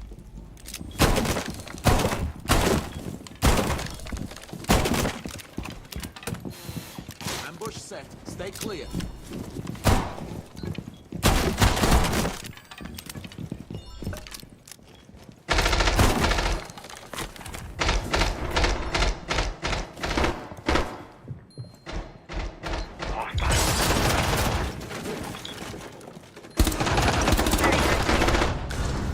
Hostiles detected.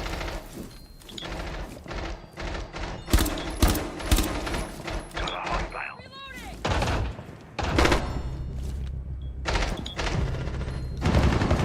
Got a hostile. First floor.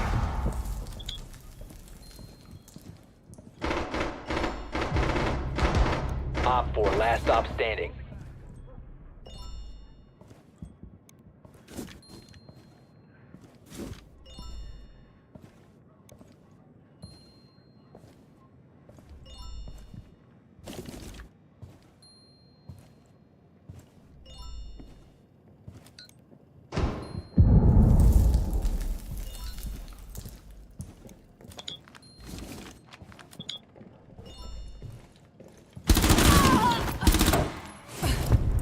Op 4 eliminated.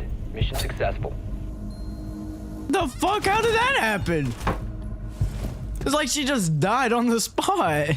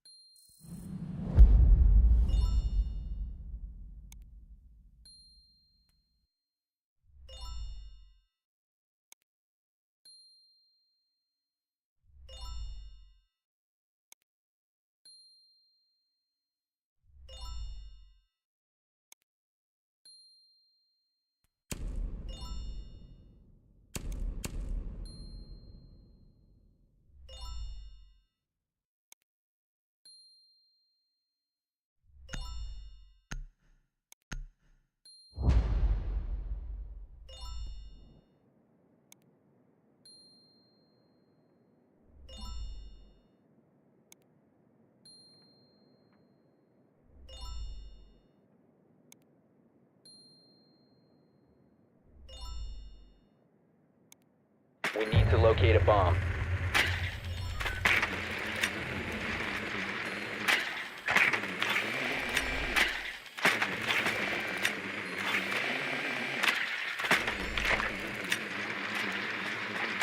Be advised your drone has located a bomb.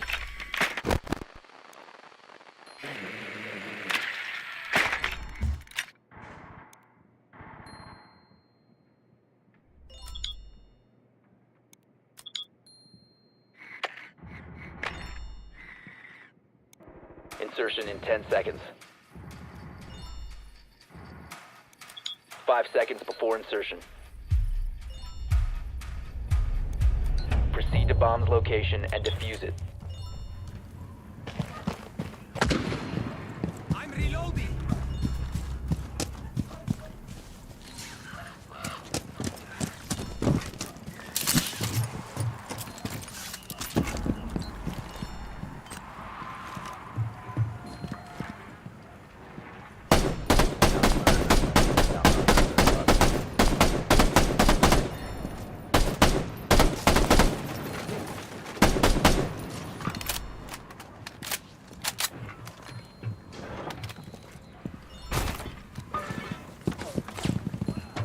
The diffuser is no longer in your possession.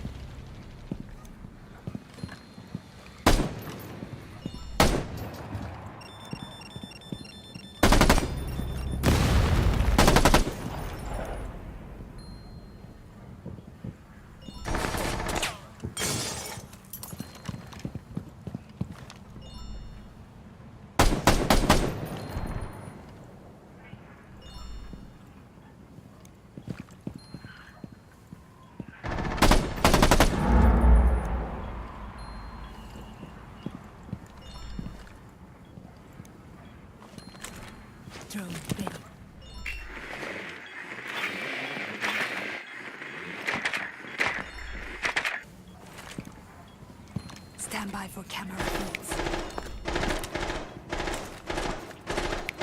Better sleep with one eye open.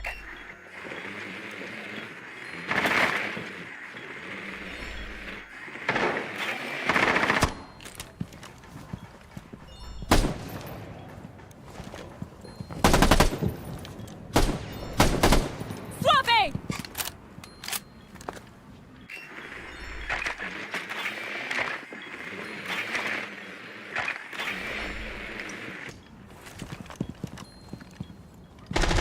Down to one friendly.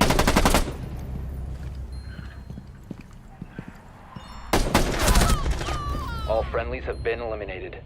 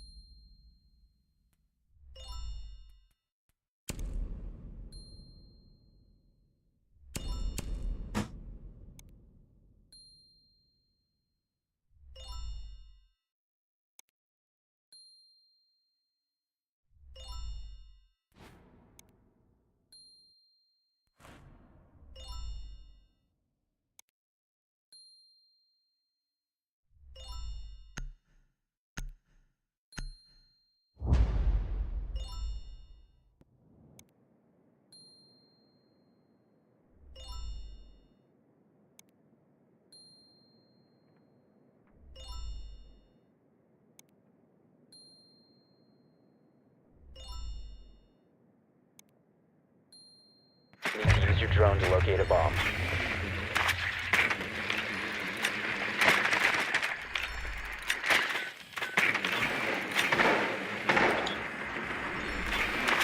Drone has located a bomb.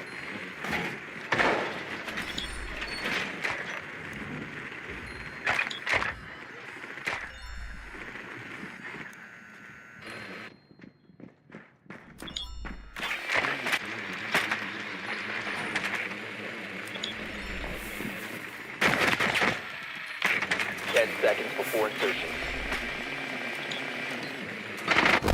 5 seconds. Proceed to bomb's location and defuse it.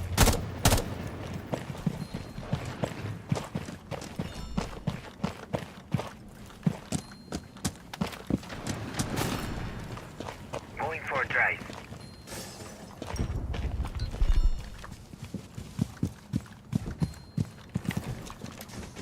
Watch your ears. Deploy the clear shield. Nothing to report RC on is location. Drone up and running. RCE dead. RCE going out.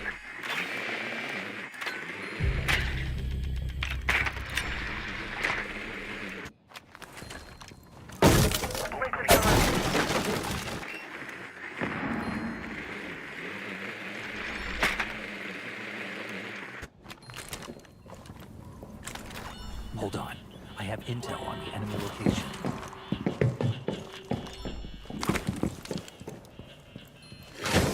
Let's cause some chaos. That's some bullshit, bro. It's gonna pop.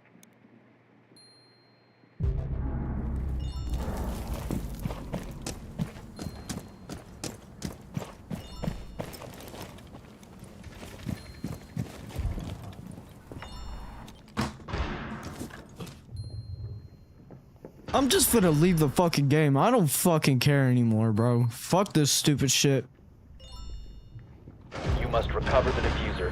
Like, I'm honestly tired of getting queued with dumb motherfuckers, bro. Op 4 eliminated all friendlies.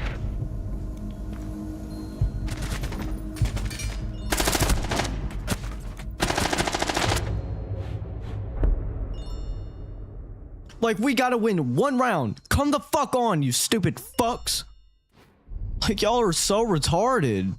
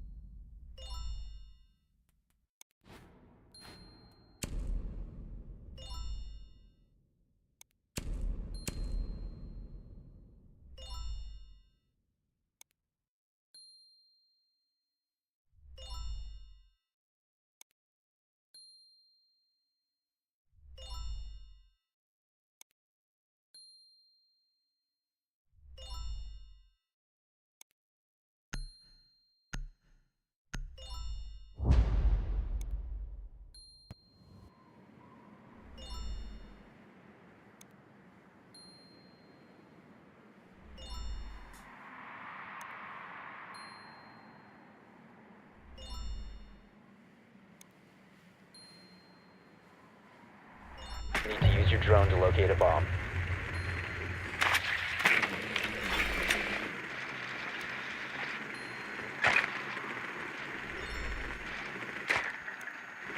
Be advised your drone has located a bomb.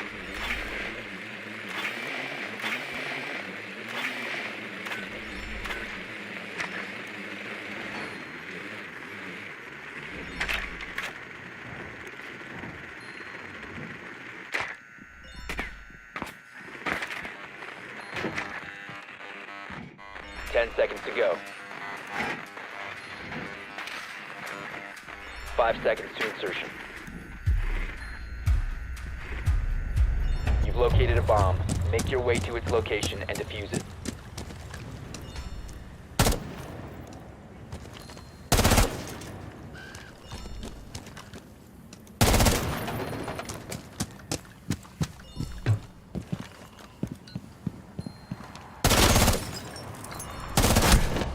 I'm so tired of this fuck ass game. Coffee, weed, cough syrup, methamphetamine, and then whatever the hell reindeer urine is. This iceberg has pretty much every drug out there. We're gonna talk about all of them. We're gonna learn about all of them. These are awesome. Let's get straight into this. Go follow my Instagram, join my Discord, and yeah, let's do this. Starting in the first layer with coffee. Okay, so let's learn about coffee. So there's a chemical in your brain that is produced when you're tired called adenosine. Now, adenosine molecules bind with adenosine receptors in your brain, which causes the feeling of tiredness and then eventually sleep. So it floats around in your brain for a little bit, and then eventually it connects to these receptors, and that's what makes you tired. Now, a caffeine molecule has the exact same shape as an adenosine molecule, which means that it'll bind perfectly with one of these adenosine receptors. But once it's bound, it doesn't do anything except to sit there and block the adenosine molecules from binding to that receptor. So basically, coffee just kind of stops you from being tired or feeling tired. It doesn't give you any energy. It just stops your brain from feeling tired when you would usually be tired. And that's why you get a caffeine crash after you drink too much, because your body is still producing that adenosine the whole time. As in, as the caffeine molecules start to break down and then the receptors become free and open, all the adenosine just rushes straight to it, and that causes a crash. But here's the weird part about why caffeine is kind of bad for you in the long run, right? I'm just saying,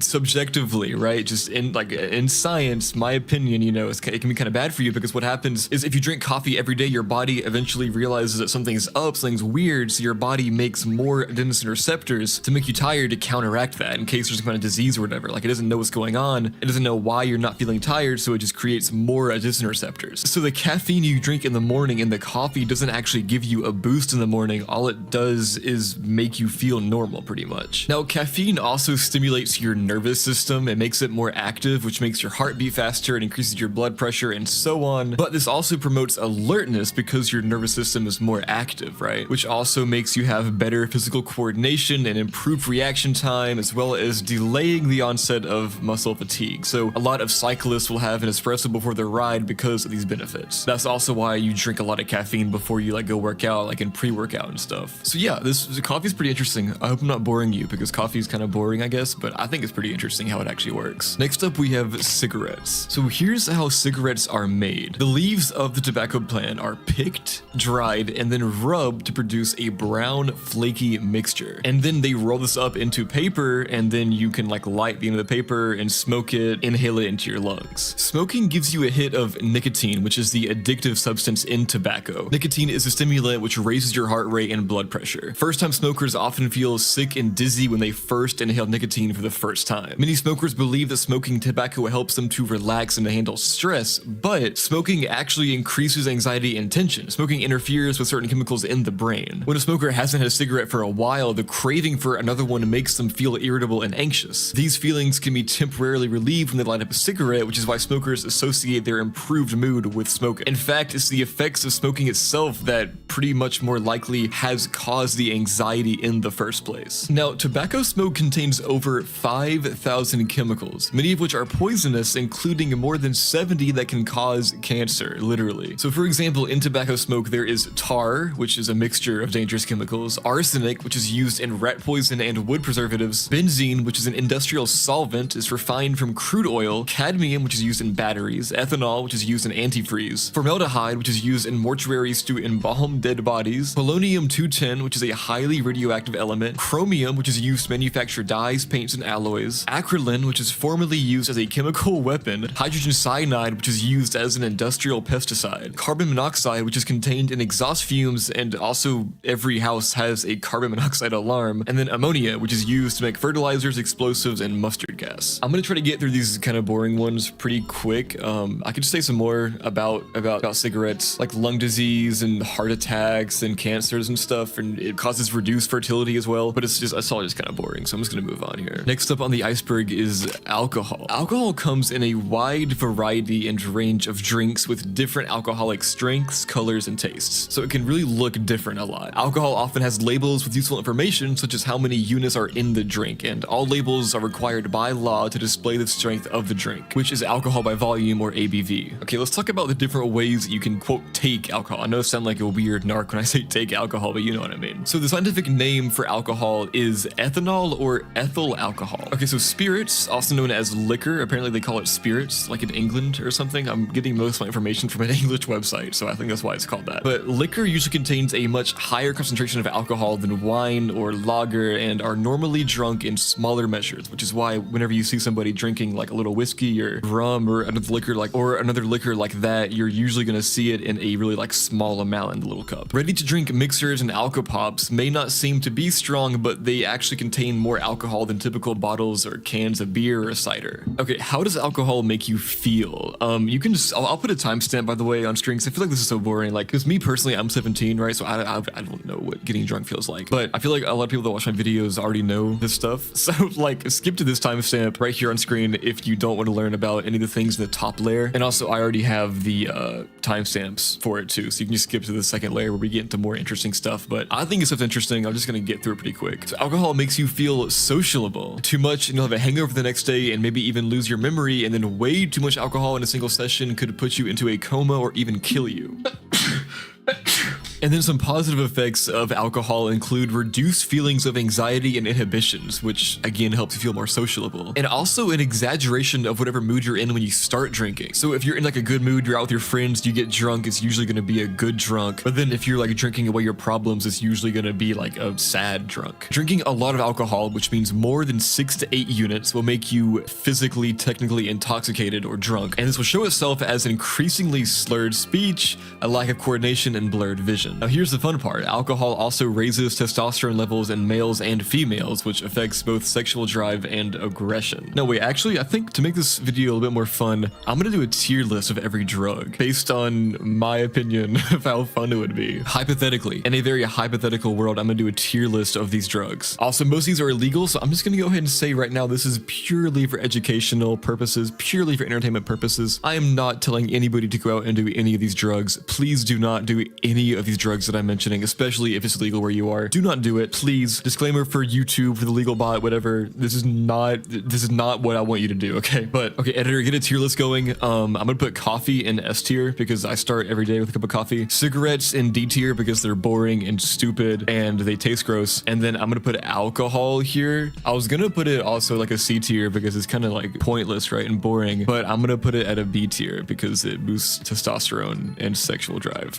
Now, also a big thing about alcohol is that it stops your judgment ability. You can't make decisions as well. The more you drink in a sitting, the more your judgment will be affected, and this can lead to you doing things or taking risks that you wouldn't otherwise. Now, alcohol doesn't usually last that long. Alcohol is usually broken down by the liver into other compounds at the rate of about 1 unit per hour. So if you're just casually drinking, you'll be fine by the morning, or you might have a little bit of a hangover. Now, drinking is only really dangerous if you're drinking more than 14 units per week or binge drinking. Obviously, drinking and driving, all these things, I mean, alcohol, I feel like most of these drugs are like more dangerous in a controlled environment, but I feel like alcohol is really pretty much the most dangerous one on this whole iceberg here, just because of how normalized it is. And I'm not saying that it shouldn't be normalized, but I'm just saying that like everybody drinks alcohol.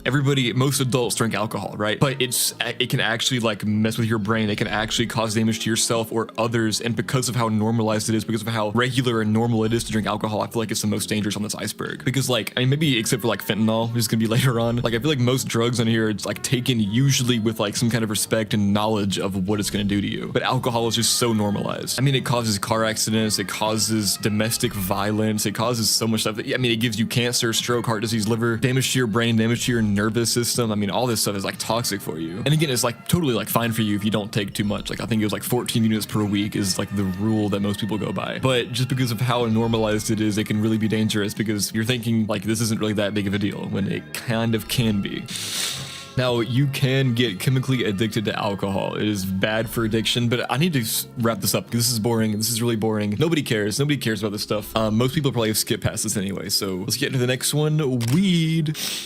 Okay, weed is cannabis. That's like the official name for it is cannabis. It's a plant. It can be smoked, eaten, or vaped. And let's get into this stuff. Now, weed can look very different depending on where you're getting it from. So it can look like soft black resin, furry green leaves, or hard brown lumps. But it all comes from cannabis plants. Okay, so it only shows weed on here. So I'm just gonna cover all of cannabis here because there's a lot more than just technically quote weed. So weed is also known as grass. It's made from drying out the leaves and the flowering parts of the cannabis plant, and then you smoke it, right? But then there's also skunk, which is a name given to a particular strain of grass that is also very, very stronger. Skunks become very popular in recent years and is often bright, pale, or dark green in color and covered in tiny crystals. Next, we have hash or hashish. This is not nearly as common as it used to be, and it's made from the resin of the cannabis plant. It can be black, brown, soft, or hard, depending on the type. We also have a cannabis oil, which is a dark, sticky, and honey-colored substance that's much less common than other types. And then we have dab or shatter, which are highly concentrated forms of cannabis that are extracted using butane. And they come in a solid form known as dab or shatter, and they can be used as e-liquids and vape pens. And there are a million ways to take weed. I'm just gonna go through some of the basic ones, some of the ones I found interesting. I mean,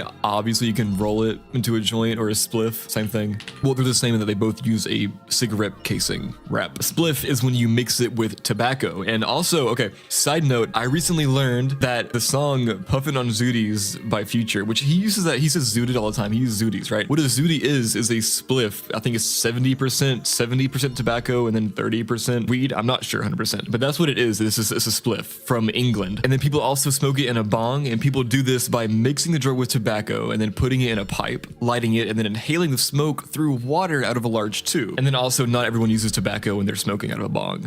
There are edibles too. You can mix it into a cake, a tea, a yogurt, some candy. You can, I mean, there's edibles for everything. You can also vape or e-cig that stuff, weed. So the effects of weed vary a lot, like really are varied and different between each people. Like some people say that being stoned makes them feel chilled out and happy in their own thoughts, and others say that it makes them giggly and chatty, but it also makes some people feel lethargic, unmotivated, and some people feel confused, anxious, and paranoid. And depends on a lot. Like, it depends on what kind of person you are. Like, if you're outgoing, it's gonna make you probably more outgoing. The mood you're in, like if you're feeling down, it'll probably make you feel even worse. The environment you're in, like you're more likely to feel paranoid or anxious if you don't feel comfortable where you are, or if you're not with people that you trust. How much THC that it has, which is the main psychoactive compound in weed. How much CBD it has, which is thought to make users less likely to be anxious and paranoid. And CBD is also used as like a therapy thing. Like, I've seen CBD at like my food line a bunch. And then how much you take and how often you take it, like how used to it you are. Weed does affect your judgment a little bit, and it makes people have like really like deep conversations, or they think that it's deep when it's not really deep. It also makes you hungry or feel sick, which is referred to as the munchies and a whitey respectively. And now here's what's interesting that I didn't even know, because I'm just like, I'm a straight edge kid. I'm like 17, right? I'm white. Don't put the I'm white part of this. Seems racist. Don't put that in. Just cut it there, please.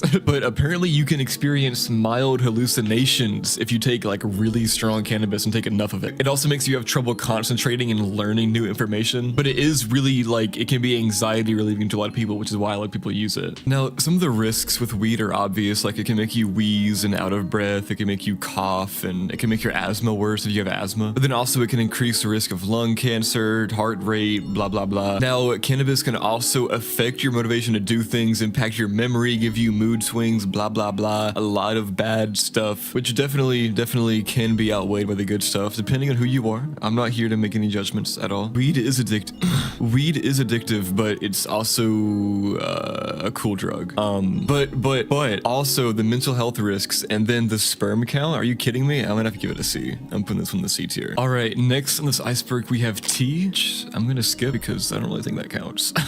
Tea is just, you know, leaves have chemicals in it. You make it hot enough, the chemicals get into the water, you drink it, boom, it tastes different, you get different effects from it. Chamomile makes you sleepy. You can take mushrooms this way. The psilocybin in the mushrooms, put it into tea, the hot water, like makes it go into the water, and then boom, you drink it, boom, boom, then you see things. But tea, I love tea. I drink it all the time. This is getting an A tier. I love tea. I drink it when I make videos. All right, next up we have vapes on this iceberg. So I'm sure we all know what a vape is. It is a machine that takes nicotine, flavorings, and certain other chemicals like propylene glycol and vegetable glycerin, and then makes it into a vapor that you inhale from it. There are vape bars, compact pod devices, vape pens, and cigalikes, and then boom, you suck on it, boom. It's the same as smoking pretty much, but it's just a different way of taking in the nicotine, but the nicotine is like the main buzz you get from it. It could be argued that it's safer than cigarettes because you're not getting the tobacco in there, and tobacco can be dirty or whatever, but also you're getting more chemicals with this one, so I don't know, it's kind of whatever. I don't really care about vaping. I'll put it in C tier. All right, next we have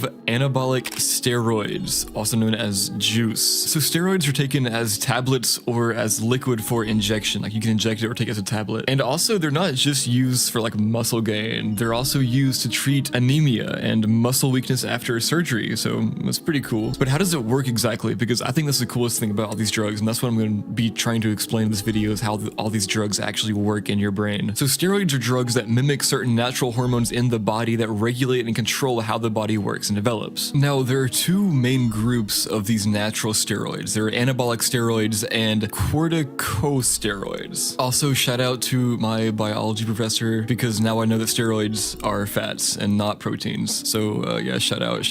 The one person who was in my science class last semester will know what I'm talking about. So shout out to you as well if you're watching this. I know you, I mean, you probably are. You're my Discord. So hopefully you watch my videos, because my videos are really awesome. Anyways, now it's the anabolic steroids that tend to be misused because they are pretty similar to the male hormone testosterone, and they can improve endurance and performance, and they can stimulate muscle growth. They're used by some bodybuilders, athletes, and other sports people because of their performance enhancing effects. And these users may consume 10 to 100 times the medical dose I was talking about.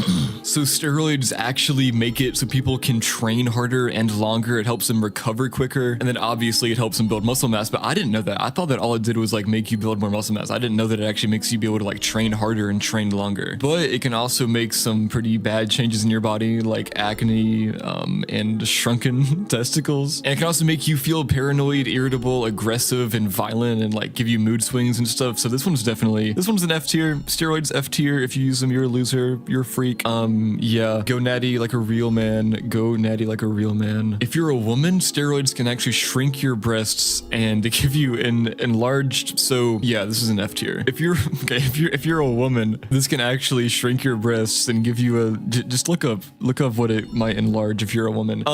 Okay, moving on. Those were all boring. That was layer 1, and now we're getting into the fun stuff, layer 2, starting with amphetamines. Okay, I don't know about you, but I always thought amphetamines were like chill drugs, right? Because I heard the song by Smino called Amphetamine, and that song's like dreamy. It puts me to sleep. It's really good, but it's like dreamy, and I thought that's what amphetamines were, but no, not at all. It's the exact opposite. So in amphetamine, what it does is it makes you, it's like a stimulant drug, and the most like popular, most common form of it is what we call casually speed. It's usually an off-white or pinkish powder, and it can sometimes look like crystals as well, like methamphetamine, which we'll get into later, but for now we're just talking about speed. So speed makes you alert, energized, wide awake, excited, etc. It makes you like talking and dancing more, and it also stops you from feeling hungry, and that's why a lot of times, like back in the day, speed became popular because it was sold as diet pills. So like in the 70s, 60s, whatever, people would buy these diet pills. It's literally just an amphetamine at speed, and it makes you not hungry. So yeah, it just makes you, it can make you like panic and agitated, makes you chatty, talkative. It's like it boosts your heart rate. It puts a huge strain on your heart. And speed is also usually taken like a pill, or it's injected, or you crush it up and snort it, or you dab it on your gums, or you roll it up in cigarette paper and swallow it. But now, how does amphetamine work exactly? So what it does is it increases the activity of certain neurotransmitters in the brain, particularly dopamine and norepinephrine, or norepinephrine. Now it does this by promoting the release of these neurotransmitters from nerve endings and inhibiting their reuptake. So it releases them from the nerve endings, so then, you know, you get the dopamine, and then it inhibits their uptake, which is the process by which the neurotransmitters are taken back into the nerve endings after they're released. And then this leads to alertness, concentration, physical energy, and the reduction in appetite that we were talking about. That's pretty cool. That's pretty cool. But yeah, that Smino song definitely got me on the wrong path. All right, next we have cocaine. Wolf of Wall Street, American Psycho. So in cocaine, there are 3 types actually. There's coke, crack, and freebase. Coke is a fine white powder. Crack is like small lumps or rocks, and then freebase is like a crystallized powder. So most people snort cocaine. They'll crush it into a fine powder and then divide it into lines and snort it up your nose, you know, like the classic way. That's mostly coke. But you can also smoke it, which is where crack or freebase comes in, because then you can smoke crack or freebase through a glass pipe, a tube, a plastic bottle, or in foil. Now cocaine makes you happy, excited, wide awake, confident, on top of your game. It can also make your heart beat faster, raise your body temperature so you end up like feeling hot like a fever, it stops you from feeling hungry, makes you feel sick, it makes you need to go poop, makes you paranoid, makes you chattier, very similar to an amphetamine in the effects actually. But also it can make you overconfident and arrogant, agitated, restless, and edgy. Cocaine can increase your sexual desires, and some people take it to have more intense sex, but taking a lot of cocaine can actually reduce your sex drive over like long term, so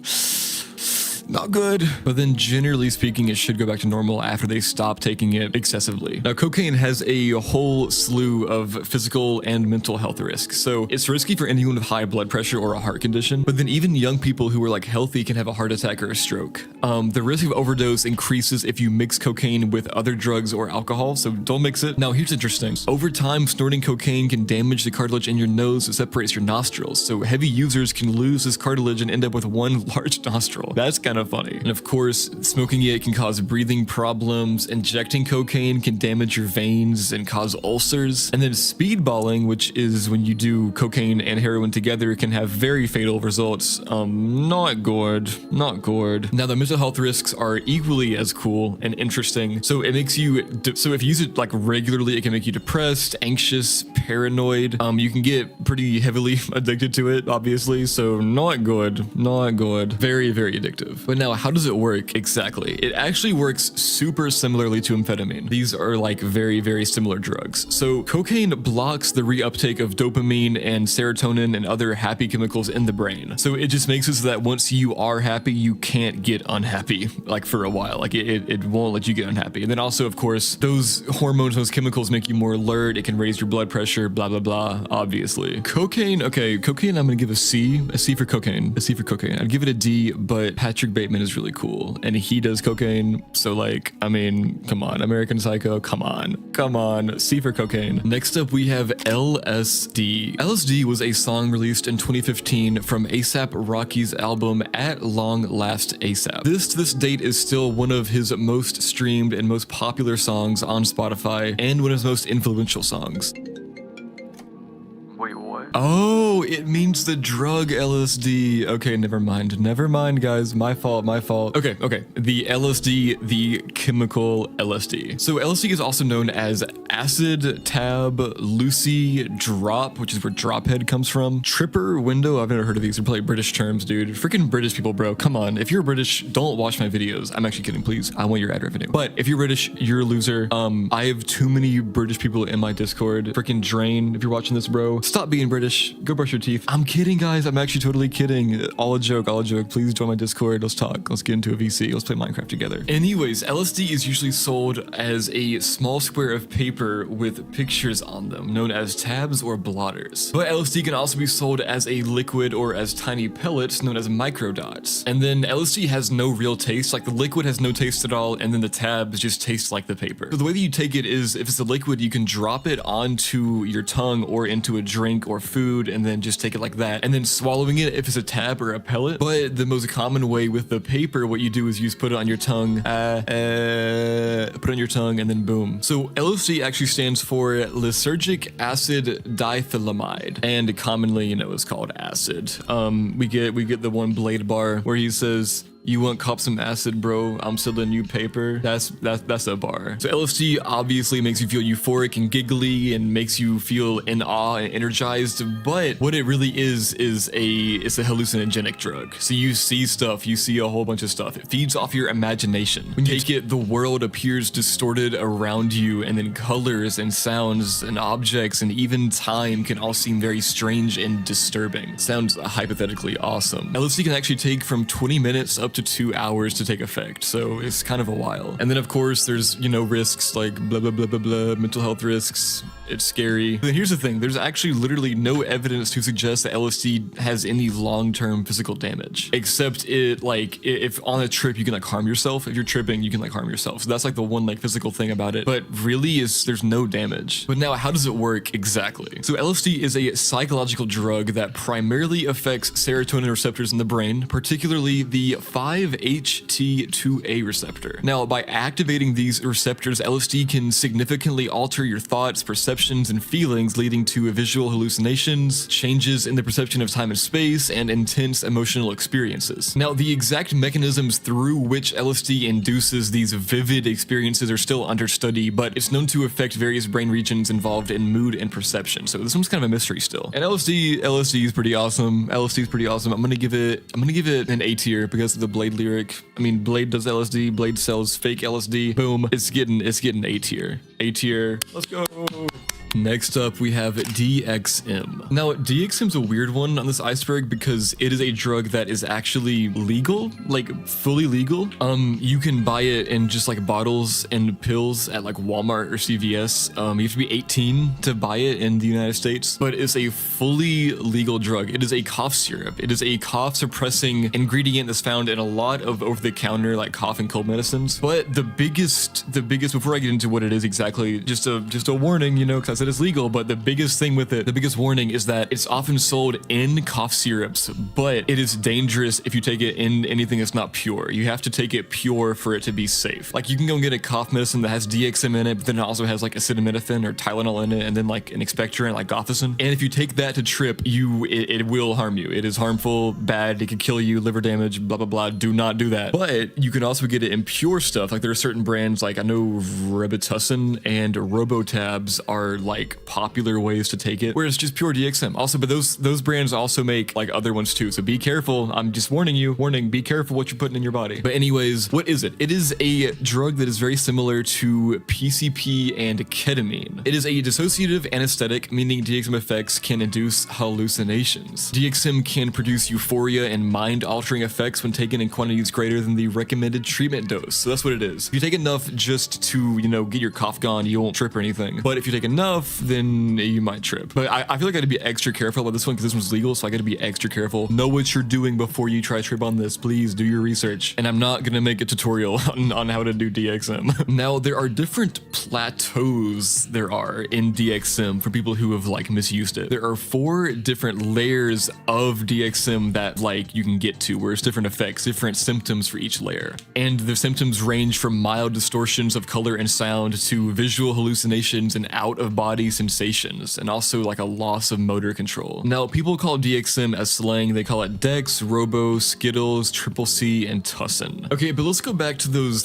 plateaus I was talking about because it's really interesting, I think. So the first plateau is when you barely take any, and is kind of similar to a weak ecstasy, people say. It causes mild stimulation, it has an uplifting effect, and people also say that it makes you feel more energetic, social, and talkative. Now, the second plateau feels like alcohol, apparently. It makes you feel kind of drunk, but it also gives you a more noticeable decrease in motor and cognitive functioning. And also, you can get euphoria and slight hallucinations around here. Now, the third plateau is when it gets interesting. This is when it becomes kind of similar to ketamine. You can get strong dissociation, intense hallucinations, and a loss of motor control and like coordination. And then the fourth plateau is the really high one. It feels like PCP. The fourth plateau gives you a trance-like state, and it gives you sensations similar to an out-of-body experience. Delirium and hallucinations can lead to violent behavior, and you can get reduced pain perception. This is when it gets crazy. So the physical side effects are, it makes you have a hot, like increased body temperature, hot flashes, sweating, nausea, dizziness, slurred speech, itching apparently. That's kind of weird. And again, be careful with this. Like, it is legal. This is a legal thing to trip on.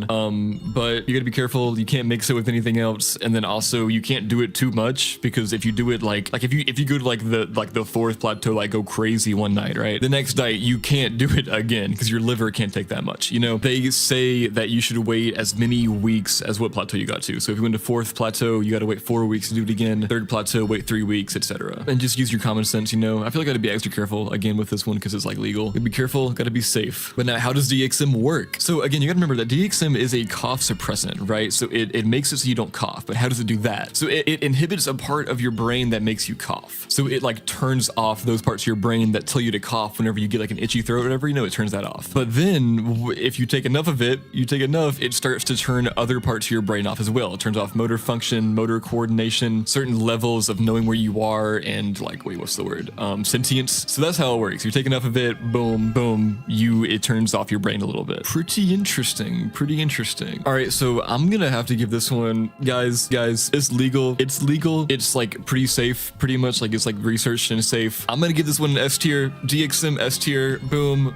You win, S tier. All right, next we have Adderall on this iceberg. Okay, so simply put, Adderall gives you a surge of energy. It is a drug used to combat ADHD, which is weird, because I feel like if you don't have ADHD and you take it, it gives you ADHD because it makes you hyperproductive and crazy. It makes you perform better, it makes you accomplish difficult tasks with ease, but then it gets bad because then there's the Adderall crash. By the way, Adderall's illegal. Just have to say that. It's illegal for recreational use, so be careful. Don't do it. So the crash is what happens after someone's been using Adderall for several days, and during this time, they will not sleep, eat, and they'll drink very little fluids, and then as a result of this binge, the body will crash. Without sleep, food, or water, the body will begin to shut down, and then users will have no choice but to go to sleep in a kind of blackout. And they might sleep for like 24 to 48 hours. They kind of like, they pull a Nezuko, you know, because like you can't eat or sleep, so you just like go into like a coma to regain your energy. You pull a Nezuko.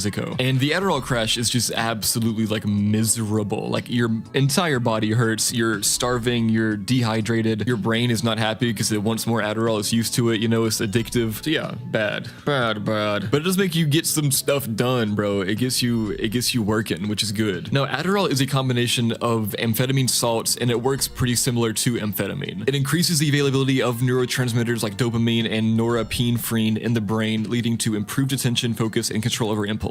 So that's how it works, but yeah, this one's kind of weird. Don't do it. Don't do it. It's illegal. It's illegal. Don't do it. Given Adderall, I haven't given any B's yet, have I, dude? I'll give Adderall a C because that like, oh my God, that crash sounds awful. Sounds horrible. So yeah, C. All right, next up we have Xanax, everyone's favorite. Okay, so let's talk about Xanax. Now, be prepared again because Xanax is also a drug that Patrick Bateman uses in the book, so I'm gonna be kind of nice to this one. So Xanax is a potent prescription medication and it's used most commonly for the treatment of severe anxiety. It is a very short-acting, rapid benzodiazepine, and because it's so short-acting, it is very strong, which means it is very easy to get addicted, and then coming off of it is very difficult. And even when it is prescribed, it's usually used only for panic attacks or hyperventilation or like super severe symptoms, and it's like almost never prescribed to be taken daily. Now Xanax has some kind of like varying effects. It can get some people to have like a euphoric high, but then other people can just feel super like calm and relaxed, and it's very sedative and calming to you. And most addiction to Xanax comes from people who take it for their stress, or they take it to go over like an emotionally traumatic experience, you know, because usually like it's so strong that you wouldn't usually take it unless you need it, but then you might get addicted to the feeling that it gives you, you know, because like maybe you go through something traumatic, you take Xanax to get through it, but then your body depends on it after that. It's also pretty accessible because it is prescribed kind of commonly, so it's pretty easy to get your hands on it from a friend or your aunt or something, you know. It's kind of easy to go steal from grandma's cabinet. I would make more jokes about that, but I feel like I shouldn't because I feel like this video already might get demonetized. It shouldn't, because this is all educational and hypothetical except for the legal ones. Every single illegal drug I'm talking about is hypothetical and educational, YouTube. But anyways, Xanax has a lot going for it, I'm just gonna say, because Xanax gave us like probably the best Future song ever, Xanax Damage. Xanax looks awesome. Like the word Xanax, it just looks sick. It's a freaking palindrome. It uses an X. It's a cool word, okay? It's a really cool word. Now, Xanax works because it increases the activity of something called GABA, or gamma aminobutyric acid, and it is an inhibitory transmitter in the brain. Now, by enhancing the effects of GABA, Xanax induces a calming effect on the nervous system, which helps with sleep and helps with insomnia and stuff. So that's how it works, and the chemical name for it, by the way, if you were curious, is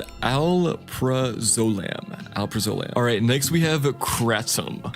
Okay, now kratom's kind of a weird one. This is the first one on this iceberg that I have never heard of before. So kratom abuse has actually been around for thousands of years, as indigenous people like laborers and farmers in Thailand and Malaysia reportedly chewed the leaves of the plant or brewed them in tea in order to combat fatigue, increase energy levels and productivity, and to relieve pain or strained muscles. Now, kratom is a botanical substance coming from the plant Mitragina speciosa, native to places like Thailand and other regions of Southeast Asia. Kratom can, in effect, make someone high when abused. In Thailand, it is considered a controlled substance and the third most commonly illegal abused drug. In the United States, kratom is listed as a drug of concern by the DEA, but it's not controlled or considered illegal in most states. So be careful, check your state, obviously, but yeah, it's not illegal in most states. Now, kratom can be mixed with a caffeinated beverage or a codeine-containing cough syrup to create a drink called 4 times 100. Now, here's where it gets fun. Kratom is known to have a variety of reported uses and desired effects, from sexual enhancement to pain relief to a safe and legal high.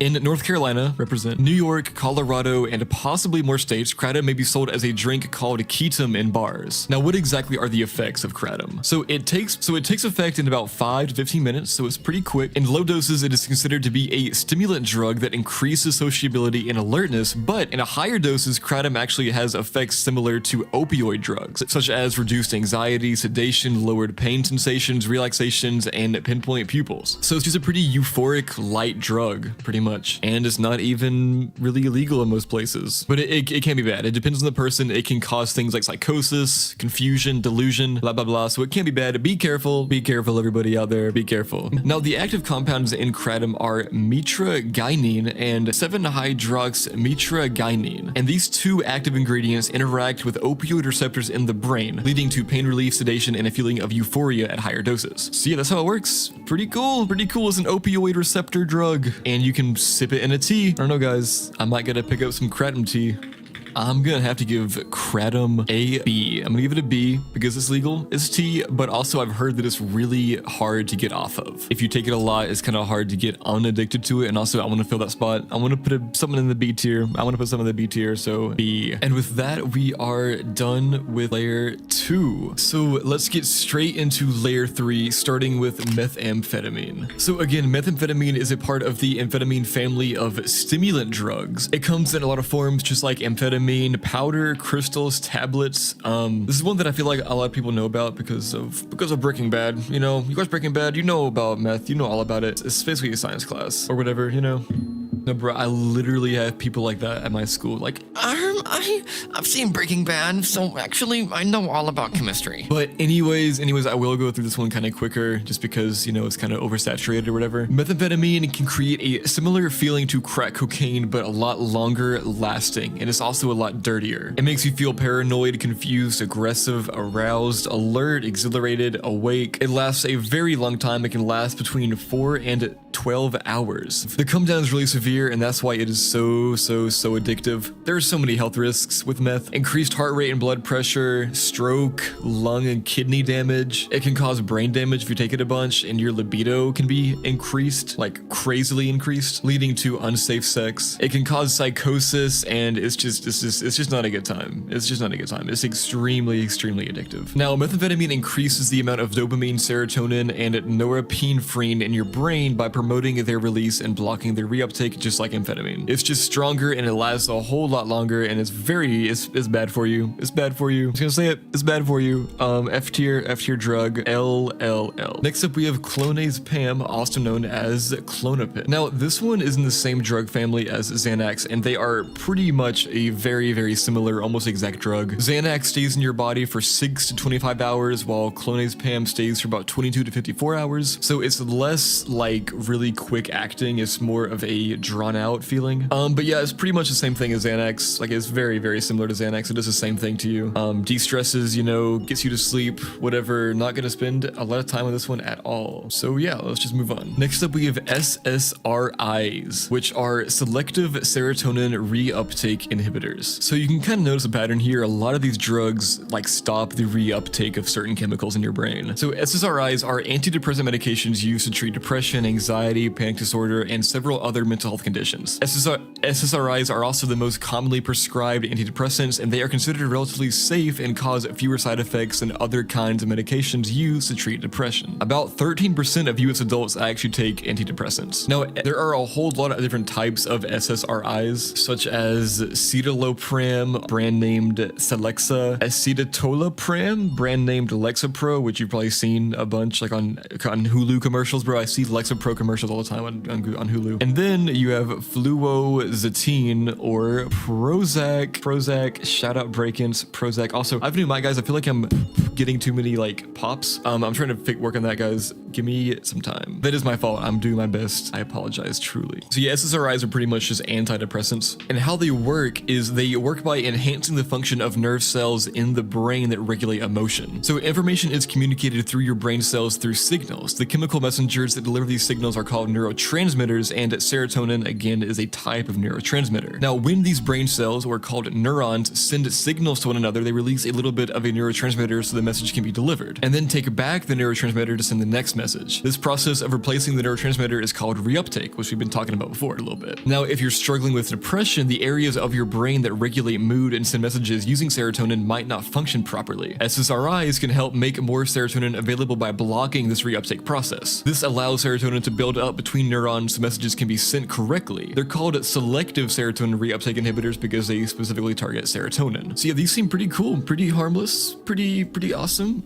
They're illegal unless you have a prescription, you know? So for that reason, I'm going to have to give it an A tier because they're useful and I'm happy they exist for people that need them. Hell yeah. All right, next up on the iceberg, we have MDMA. Now, this one is another one that Blade has referenced in his music before, so again, I'm gonna be a little nicer to this one. Okay, so MDMA has a lot of different names. It is called MDMA, E, people call it E, people call it Molly, people call it ecstasy, ecstasy. So ecstasy comes in pill or powder form. And then when it's a powder, it's called by its chemical name MDMA, but it's the same drug technically. Ecstasy pills can be white, colored, round, square, or pressed into any shape. Some pills have designed stamps into them like well-known company logos the pills are then named after. Ecstasy powder looks like white gray crystals and is called MDMA, Mandy, or MD. Ecstasy pills are usually swallowed and then MDMA is usually rubbed into the user's gums, and they both taste bitter and unpleasant. So how does MDMA feel? It feels very happy, hence the name ecstasy. It makes you very happy. It makes you feel loved up, like users often feel love and affection for the people that they're with and the strangers around them, and you also feel energized and alert. Ecstasy can also make people feel more in tune with their surroundings and like the music is more intense, which is why people use it in like nightclubs and at parties. A lot of people feel very chatty and uninhibited when they're on ecstasy, which makes them open up and talk more about things they might not do normally. And physical side effects include dilated pupils, tingling sensations, tightening or moving of the jaw muscles, raised body temperatures, and a faster heartbeat, and nausea, so be careful. And you might want to cut that off, because I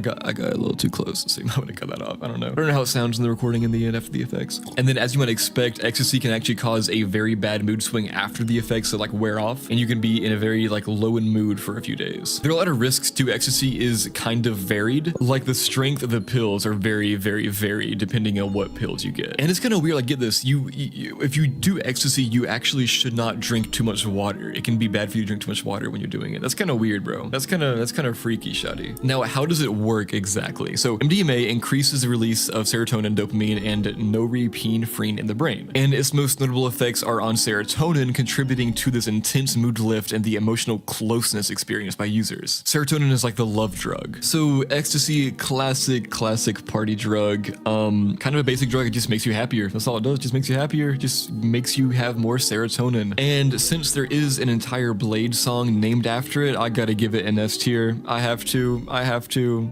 S tier for ecstasy. But don't go do it. Don't do it. It's illegal. Don't do it. Don't you do it. Don't you do it. Don't do it. It's illegal. It's illegal. Don't do it. Don't you dare. Okay, good. Now, next on the iceberg, we have fentanyl. So fentanyl is very scary. People talk about it all the time. It is a very scary drug, but is it really worth being that scary? Is it really that bad? So fentanyl is a type of synthetic opioid. And what that means exactly is that it is very similar to a natural opiate in your brain, but it's kind of like a synthetic and alternative version to that. So in your brain makes these natural opiates, right? That give you pain relief, euphoria, relaxation, and sleepiness. But then fentanyl is that, but it's artificial and it adds on to that, making you more pain relief, more relaxed, and more sleepy. Now, this is actually a very, very fatal drug. A common physical health risk is the suppression of normal breathing, including respiratory arrest, which is when you stop breathing altogether, and this is often fatal. Other risks include a loss of consciousness, coma, dizziness or fainting, withdrawal symptoms, which include nausea and retching and just, misery, itching, lethargy, and constipation. Now, if you inject these synthetic opioids or fentanyl, you can do nasty damage to your veins and arteries, and this can lead to gangrene, which is the death of body tissue, usually a finger, toe, or a limb. So yeah, fentanyl is bad. I'm not even getting into I could talk about even worse stuff, dude. Like HIV, it says, whoa, if you share needles, you can get HIV. Very bad, very bad. If you take too much of it, you can build a tolerance and become dependent on it, which is when it gets really, really bad. So yeah, fentanyl is just a very, very highly potent synthetic opioid, and it's used medically in very controlled doses for severe pain management, such as in cancer patients. And it's very similar to morphine or heroin, because morphine and heroin are also synthetic opioids. Now, fentanyl, I'm giving it the F tier. F for fentanyl. It is just very, very bad for you. Obviously, I'm giving fentanyl the F tier. F for fentanyl. It's bad for you. It's horrible for you. Except that one Kanye line in Ghost Town. But other than that, very bad for you. Very dangerous. Awful. Bad. Do not do fentanyl, please. Okay. Now we're moving on to layer 4 of this iceberg. So now with layer 4, the first drug we have is mephedrone. So mephedrone is a very powerful stimulant that is often compared to drugs like cocaine and ecstasy. So because it is so similar to ecstasy and cocaine and speed, it was actually sold firstly over the internet as an alternative to those drugs. Dealers would sell the drug as plant food or bath salts and labeled it, quote, not for human consumption as a way to get around the law. And people have compared the smell to cat pee and exhaust fumes and say that it smells and tastes foul and metallic. Most people snort it, but you can also inject it, swallow it, or take a pill. Now, methadone makes you very alert, confident, anxious, agitated, overconfident, talkative, blah, blah, blah. It's just a very, very strong thing similar to ecstasy and cocaine. And there are actually a lot of hospitalizations. And also a lot of people who use it have reported blue or cold fingers, probably because methadone affects the heart and the circulation of blood. And it risks overstimulating your nervous system, which can cause hallucinations. See, this one's not very good, not very good. And the way that it works again is by increasing neurotransmitters. A lot of these are pretty similar in that respect.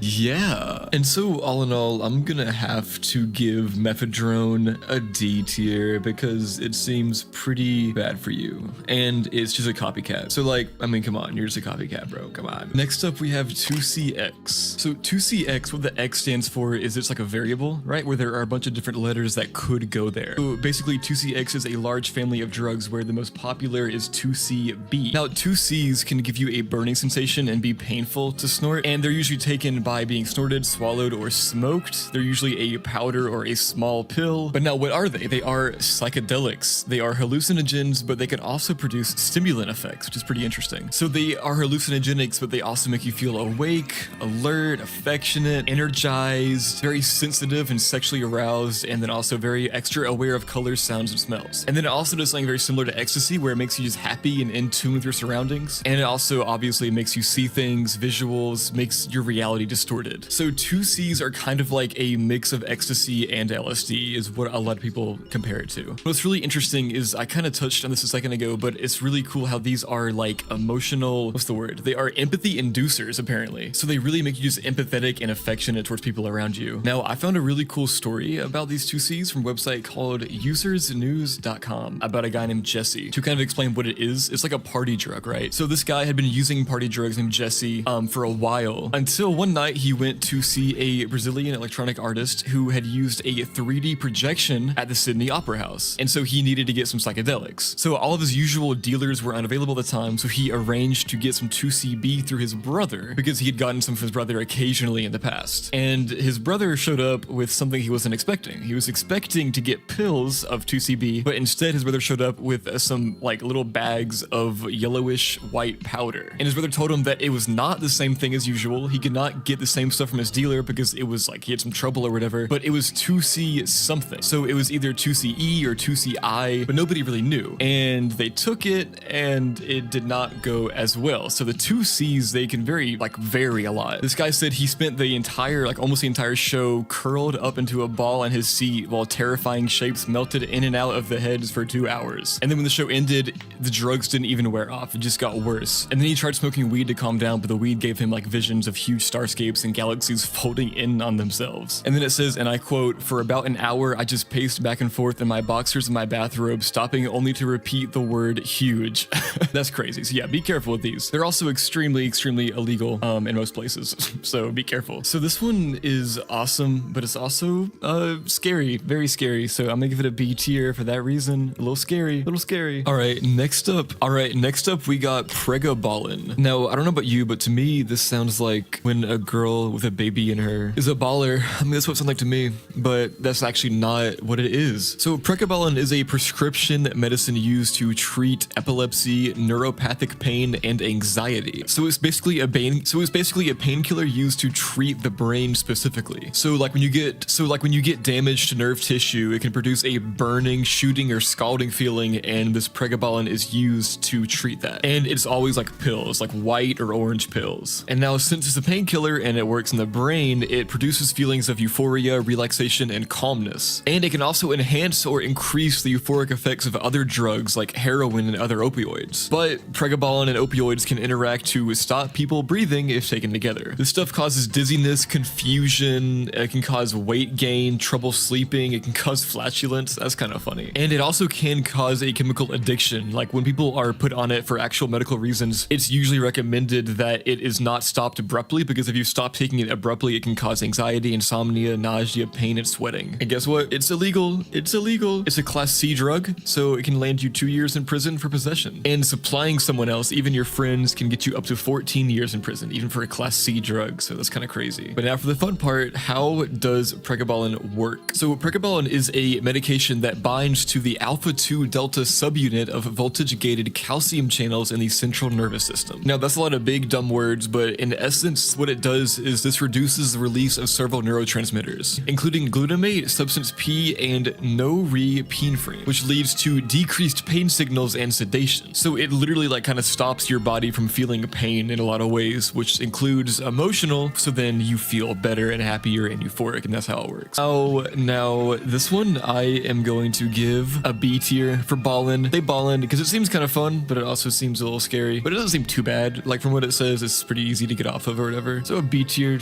drug for my hypothetical drug tier list. It's hypothetical. It's not real, guys. It's not real. Next up on the iceberg, we have Valium. Now I'm gonna go through this one pretty quick because Valium is pretty much the exact same thing as Xanax, for better or for worse. It's used to treat anxiety. It works the same way because it enhances the effect of GABA in the brain, which doing so produces calming, sedative, and anti-anxiety effects. This one's pretty much the same thing as Xanax. Valium is a lot more like wide and broad. Like Xanax treats anxiety as well as panic disorder, while Valium treats those and a bunch of other conditions as well. But I mean, they're pretty similar. They're both illegal though, so don't do it. Don't you do it. Oh, we got a fun one next. Next up, we have codeine.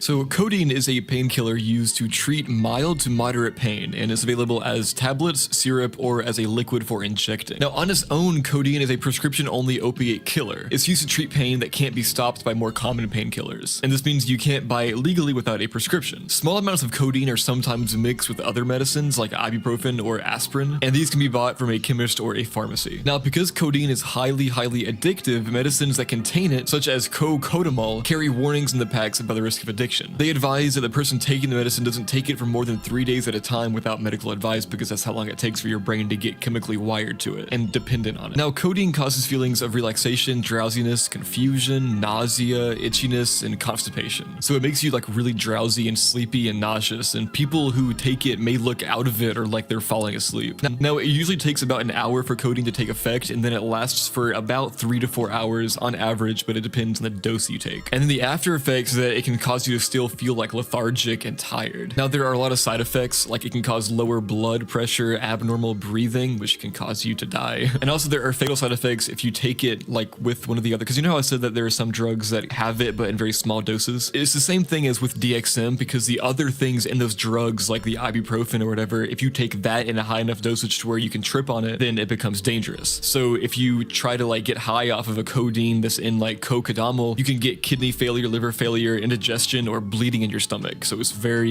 dangerous. Now, codeine is very addictive, and this is really interesting, some of the effects of withdrawal. So you got some basic ones like anxiety and sleep disturbance, right? But then you also get nervous tremors, sweating, diarrhea, goosebumps, and a runny nose. It literally is a runny nose you can get from like withdrawal from codeine. That's crazy. Now, codeine is a class B drug, so it can get you up to 5 years in prison or 14 years for supplying it. Now, codeine works by binding to opioid receptors in the brain, which reduces the perception of pain and triggers the release of neurotransmitters that produce feelings of pleasure and well-being. Now, codeine is actually a lot less potent than a lot of other opioids, so it's a lot less strong. And codeine, okay guys, I mean, I'm a Future fan. What can I say? I gotta give it the S tier. I have to. How can I not? I have to give it the S tier, man. Codeine crazy? Are you kidding me? Well, I guess actually all the songs about codeine are about how it's like bad for you and how it ruins your life. That's what codeine crazy is all about. So actually F tier, bro. Codeine F tier. Yeah, sorry, F tier. Next on the iceberg, we have morphine. So morphine is a drug that's very similar to codeine because it is another opiate painkiller, but it's just a whole lot stronger. Morphine is, my God, my cat, bro, always getting in my room. Anyways, morphine is used very medically. Usually it's used in like hospitals and stuff because it's a very effective, very strong painkiller. And again, it can cause things like lethargy, constipation, itching, very similar to codeine. It is actually derived from the opium poppy, and it binds and activates mu opioid receptors in the brain, as well as the spinal cord and other parts of the body. And this significantly reduces the perception of pain and promotes feelings of euphoria. So it's very similar to codeine. It's another opiate drug, but it's just like a lot stronger. Yeah. Next up on the iceberg, we have methadone. Now, I'm gonna go through this one quickly as well because it is another opioid drug. Methadone is a synthetic opioid, actually. It does not come from a plant, and it's used for pain management, and it's a part of a medication-assisted treatment for opioid addiction. So it's actually used to like get off of other opioids. It acts on the same opioid receptors as other opioids, but it has a longer duration of action, which helps to reduce craving and withdrawal symptoms symptoms without the high associated with drugs like heroin. So basically it kind of is like a very stretched out and not strong opioid. So it does the same thing in a way to where your brain doesn't give you the withdrawal symptoms, but you also don't get the high from it. So it's a way to get off of other opioids without getting high. This one, I gotta give an A tier. It's good for you. It helps you get off other opioids. So that's a W in my book, A tier. Next up, we have the famous K-Rocks. Double K crystals, kiss my nuts, ketamine. So like I said earlier, ketamine is actually very similar to DXM and how it operates. It's sold as a grainy white or like light brown powder, and it looks very similar to cocaine, but it is a very different drug, and it tastes bitter and unpleasant. Ketamine is used in medicine as an anesthetic for humans and animals. Now, ketamine is a general anesthetic, so it reduces sensations in the body, and trips can last for like several hours. Taking ketamine makes you feel dreamlike and detached, or chilled and happy, also relaxed, but also confused and nauseated. Ketamine can also alter your perception of time and space and make you hallucinate, and it makes you stop feeling pain, similar to DXM. But unlike DXM, it is very illegal and it is a lot stronger. For example, if you take too much ketamine, you may lose the ability to move and go into what they call a K-hole. This feels like your mind and body have separated and you can't do anything about it, which can be a very scary experience. And then regular ketamine use can cause things like agitation, panic attacks, damage to memory, and depression. It takes about 15 minutes to take effect, and the buzz of it can last about like 30 minutes to an hour, but like I said, the trip lasts longer. Now, ketamine is a very powerful anesthetic, and it is very scary and easy to like kill yourself with. It can increase your heart rate and blood pressure. It makes you confused, delirious, and disconnected from reality. And it also can cause very serious bladder problems with the urgent and frequent need to pee. These can be very painful, and the pee can be blood-stained. So yeah, it can cause like damage to your urinary tract, your kidneys, give you cramps called K-cramps. But that's usually only people who have like been taking it for a long time. But here's interesting, it's actually being researched right now as a potential treatment for severe depression. But it's very early in the research, we don't really know anything yet. And also, it's very addictive, very addictive. So don't do it. Don't you do it. I know you want to, but don't do it. Don't make me come over there and knock the K-Rocks out of your hand. Okay, so before I explain how it works, let me explain to you what NMDA is. This is a receptor of glutamate, which is the primary excitatory neurotransmitter in the human brain. And as far as we know, basically what this does is it controls memory. So it has a lot to do with like memory. But again, a lot of like neurological sciences are so novel and new, we don't really know much, so we can't really say anything for certain. So I'm just saying that to say like take what I say with a grain of salt, at least as far as what the chemicals actually do. Like the chemistry is right, but we're not exactly sure how it connects to your emotions, you know, like that's like very like supernatural spiritual stuff, we're not sure. But anyways, so ketamine is a NMDA receptor antagonist. So it blocks NMDA receptors, and in doing so, ketamine disrupts pain pathways and alters the perception of sight and sound, leading to dissociative anesthesia. And at lower doses, they can actually have rapid acting antidepressant effects for these reasons. Now, I gotta give out another S tier because of just how cool this is. Well, not cool, but you know, Echo 2K. What can I say, bro? Echo 2K raps about it. Echo 2K, I'm sorry, S tier. Pretty cool, pretty cool. You know what drug should be on here actually? Gamer subs, because I want them to sponsor me. I actually have some with me right now, you hear that? That's my gamer subs. Sponsor me, sponsor me. Anyways, oh, Lucy likes that. Oh, shoot, Lucy. She's staring at it. Okay, anyways. Next on the list is lorazepam. Lorazepam is another anxiety drug. It's used primarily actually to treat seizure disorders like epilepsy, but it can also be used before surgery and medical procedures to relieve anxiety about them. So it's like a short-term relief of anxiety. It's a controlled substance. It's illegal because it can cause paranoid or suicidal ideation, and it can impair judgment, memory, and coordination, and it can lead to death if you pair it with it. But it's just another benzodiazepine similar to Valium and Xanax, enhancing GABA activity to produce calming effects. It's used for anxiety disorders, insomnia, blah blah blah blah blah blah. But it has a very high risk of dependence and therefore withdrawal, which is why it's used very short-termly. It's very potent. I gotta give this bad boy a B for boring. Like, come on, why are you so boring? Next up, we have modafinil. Now, modafinil is actually really interesting because it is not an voice crack. Oh my god. Now, modafinil is actually very interesting because it is not an amphetamine, but it is a a stimulant. It's a wakefulness promoting agent used to treat sleep disorders such as narcolepsy, and is thought to work by altering the natural chemicals in the brain associated with wakefulness. And then unlike traditional stimulants, modafinil has a unique profile that promotes wakefulness without significant jitteriness or risk of abuse. They're apparently called smart drugs, and researchers at Oxford and Harvard are talking about them being like good for you or whatever. Now, while it is illegal to sell them in most places, it's not illegal to buy them, and there are a lot of websites often based in India which make it available to purchase. And so I'm reading about a story of this one guy who tried taking it after his friends talked about it, and he said that it works really well for like a few hours, but then after that he just can't sleep and it's awful, and the side effects are awful, and the side effects last way longer than anything else. He was dehydrated, he wasn't hungry, his skin looked horrible, he just could not sleep at all, and it was just very unpredictable. So be careful out there, guys. This one getting a fat F, bro. I got so excited for a drug that was like smart and good for you and legal, but nope, it's not. It's bad for you. Don't do it. Don't do it. Don't sell it. Bad for you. Next up, we have zolpidem. All right, zolpidem is a sleeping pill that can be taken for short-term treatment of severe insomnia. It helps you fall asleep more quickly, and it can make you less likely to wake up during the night, and it works by affecting GABA. You couldn't have guessed. And it's only available on prescription, so it's illegal. Don't do it. Don't do it. Don't you dare do it. I'll come to your house. I will.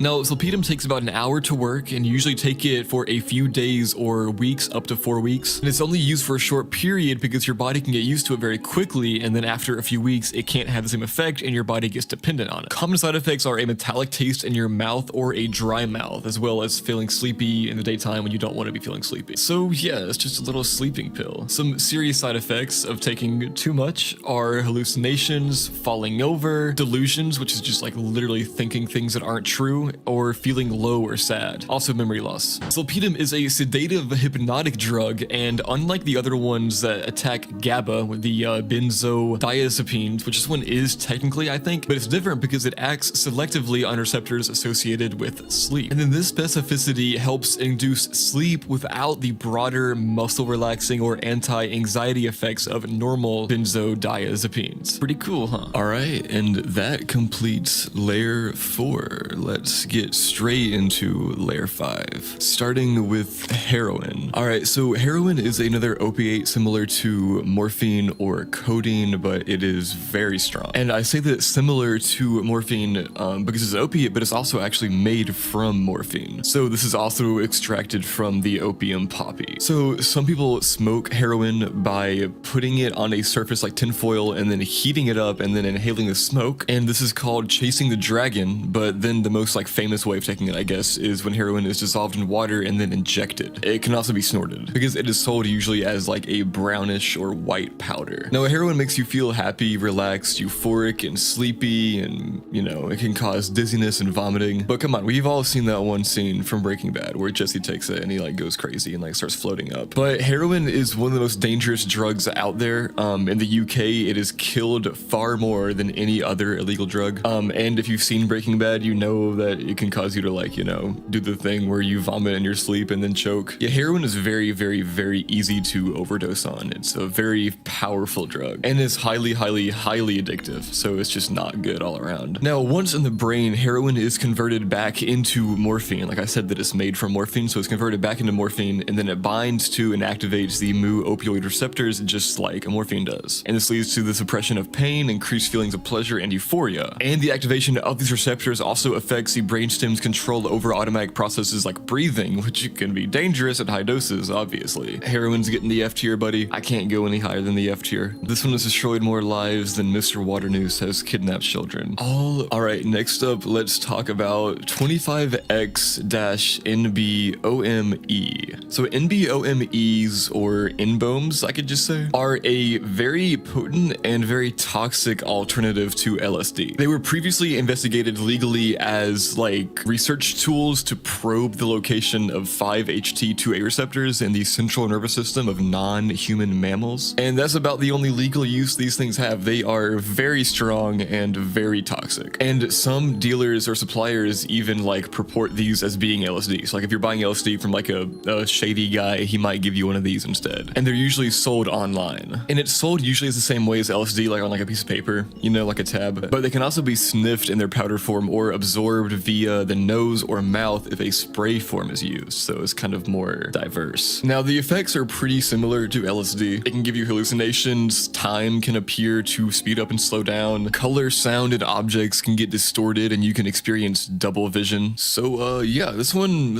I mean, it's, I guess, toxic, but I feel like all drugs are toxic, so, like, I don't know. N-bomb, give it a B tier for bomb. And the way they work is pretty similar to LSD, like I already kind of said, they just bind and go to the 5-HT2A serotonin receptor, which gives it like a higher mood, gives you weird thoughts, altering perception, blah, blah, blah. But they're also known for their potency and risk of toxic effects compared to other psychedelics, so whatever, man. Don't do it though, don't do it, it's illegal, it's bad for you, don't do it. All right, next up on the iceberg, we have Al-Lad, or 6-Allyl-6-Nor LSD. Al-Lad is a psychological drug structurally similar to LSD, acting as a potent agonist at serotonin receptors. By the way, if you didn't know, an agonist is like the opposite of antagonist, so it just means that it like binds to it and, you know, does serotonin. And then again, similar to the N-bombs, it especially works at the 5-HT2A receptor. And this leads to similar effects to LSD, including visual hallucinations, altered perception of time and reality, and emotional experiences, though with a potentially different qualitative experience and duration. So this one is just like, because you know how like drugs work because of like the shape of the protein or the shape of the drug, you know, like the actual molecules and atoms and stuff, like the shape of it is like what makes it happen. This is just a chemical that is shaped very similar to LSD, so it's just pretty much LSD. To my understanding, I could be totally wrong. Just saying, I'm not a chemist at all. I could be totally wrong. I might be wrong, but I'm pretty sure that's what it is. That's what all the research is saying. That it's just like an analog of it, which means it's like very similar. It's just like a copy of it, kind of. It's like artificial sugar, you know, like how aspartame isn't actually sugar, but it is shaped similar to sugar, so it feels like it's sweet. Like the same thing, pretty much going on there. And I don't care. This one, skip the tier list, bro. This one I don't care. Next up, we got 4-ACO-DMT, or O-acetylpsilocin. Probably said that way wrong, but you guys love to make fun of my pronunciations. So 4-ACO-DMT is a synthetic psychedelic believed to be metabolized into psilocin, the active compound in psilocybin mushrooms, which is like the shrooms you trip on, you know, like the active ingredient in it is psilocybin. Now it acts as a serotonin receptor agonist, again, similar to the last ones, particularly at, guess what, 5-HT2A, leading to similar effects to psilocybin and LSD, which include altered perception, mood, and thought with visual and emotional components. So this is just pretty much a semi-synthetic psychoactive drug that is kind of used as a potentially useful alternative to psilocybin for pharmacological studies. So it's kind of the same thing as the last one, but for shrooms instead of LSD. Like it's like a similar shape. It's a semi-synthetic drug, pretty similar, does the same thing pretty much. So yeah, whatever. I don't care, man. This one's getting like a B tier, whatever. It's whatever. It's cool. Next up, we got AMT. AMT is a synthetic psychedelic and stimulant, and it acts as a monoamine oxidase inhibitor, or a MAOI, and it releases serotonin, dopamine, and norepinephrine, leading to its combined stimulant and hallucinogenic effects, including euphoria, increased energy, and altered perception. Now, this one sounds pretty fun. I'm kidding. I don't do drugs. I'm kidding. YouTube bot. I'm kidding. It's a joke. It's a joke. YouTube bot. Come on. YouTube. This one's actually very illegal to have. It's a class A drug, so it can get you up to 7 years in prison just for having any of it at all. So yeah, I take back what I said. I take it back. So AMT is usually a pill you take, and yeah, it makes you feel euphoric, upbeat, friendly, kind of anxious and aggressive sometimes, depending on your mood when you take it. Gives you hallucinations, gives you like a high heartbeat, but yeah, this one getting the A tier for AMT.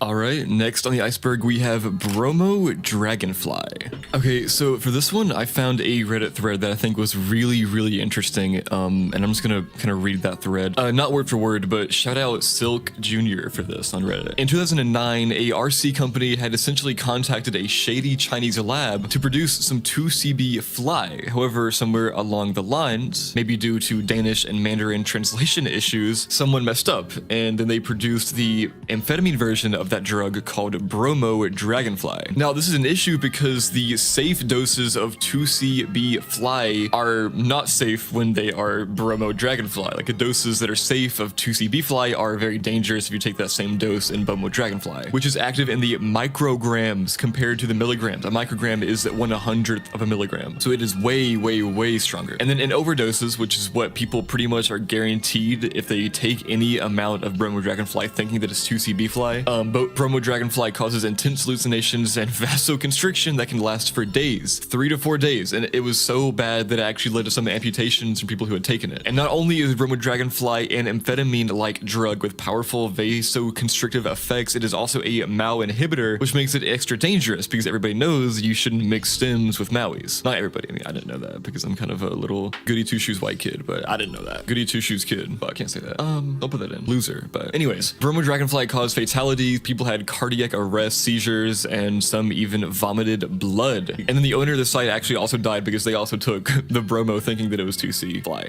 Yeah, this is really, really scary. Bromo dragonfly is a potent psychedelic drug that acts as a serotonin receptor with, again, an affinity for the 5-HT2A receptor, but its structure resembles that of both phenethylamine and tryptamine psychedelics, leading to its long-lasting psychoactive effects, including profound visual hallucinations and altered perception. And it's known for its, again, usually, like, unusually long duration and high potency, and it's very toxic. It's super potent. This bad boy is getting an F for funny.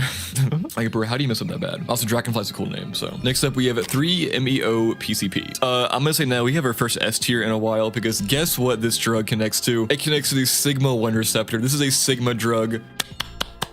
Sigma drug. Okay, so 3-MeO PCP is a designer drug, which I didn't know that was until I started researching this video, but what a designer drug is it's like what I was talking about earlier, how like artificial sugars are like sugar, but they're not actually sugar, but they feel the same on your mouth because they're like the same shape. So a designer drug is a drug that is engineered and designed to be almost the exact same as an illegal drug, but not. So like as like a dumb example, if somebody took the exact chemical compound for weed, right? Like for the CBD or whatever, or the THC or whatever, and then they changed one chemical and made it one other chemical, right? To where it's not technically THC anymore. It's not weed, it's not illegal, but it gives you pretty much the exact same feeling. And there are a bunch of those as an example. But what was this designed to be similar to? PCP. It acts as a NMDA receptor antagonist, and it also has an affinity for the Sigma-1 receptor, like I said, contributing to its dissociative, hallucinogenic, and euphoric effects, which can include a sense of detachment from the self and environment, altered sensory perception, and euphoria. So this is kind of similar to like DXM, KET, and then obviously PCP. And it's not technically illegal or a controlled substance, but also, fair warning, possession or distribution of 3-MeO PCP for human use could potentially be prosecuted under the Federal Analog Act because it is a designer drug made to be similar to an illegal drug, PCP. And this one I'm giving the S tier again. Like I said, bro, Sigma, and it's like a legal form of PCP. This one's smart. I mean, bro, they got around the system. They broke the system, bro. Oh my God, I gotta leave for school in like 10 minutes. We gotta hurry this layer up, guys. Woo. I'm not even dressed yet, dude. I haven't gotten dressed or done my hair or anything yet.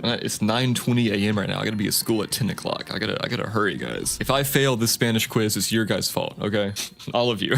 Next up, though, we have DPH, or diphenhydramine. This one's kind of a not very well-known drug. This one's not very well-known. It's kind of like a rare drug. You probably haven't heard of it before. Oh, did I get you? Did I get you or no? Did I get you? Oh, did I get you?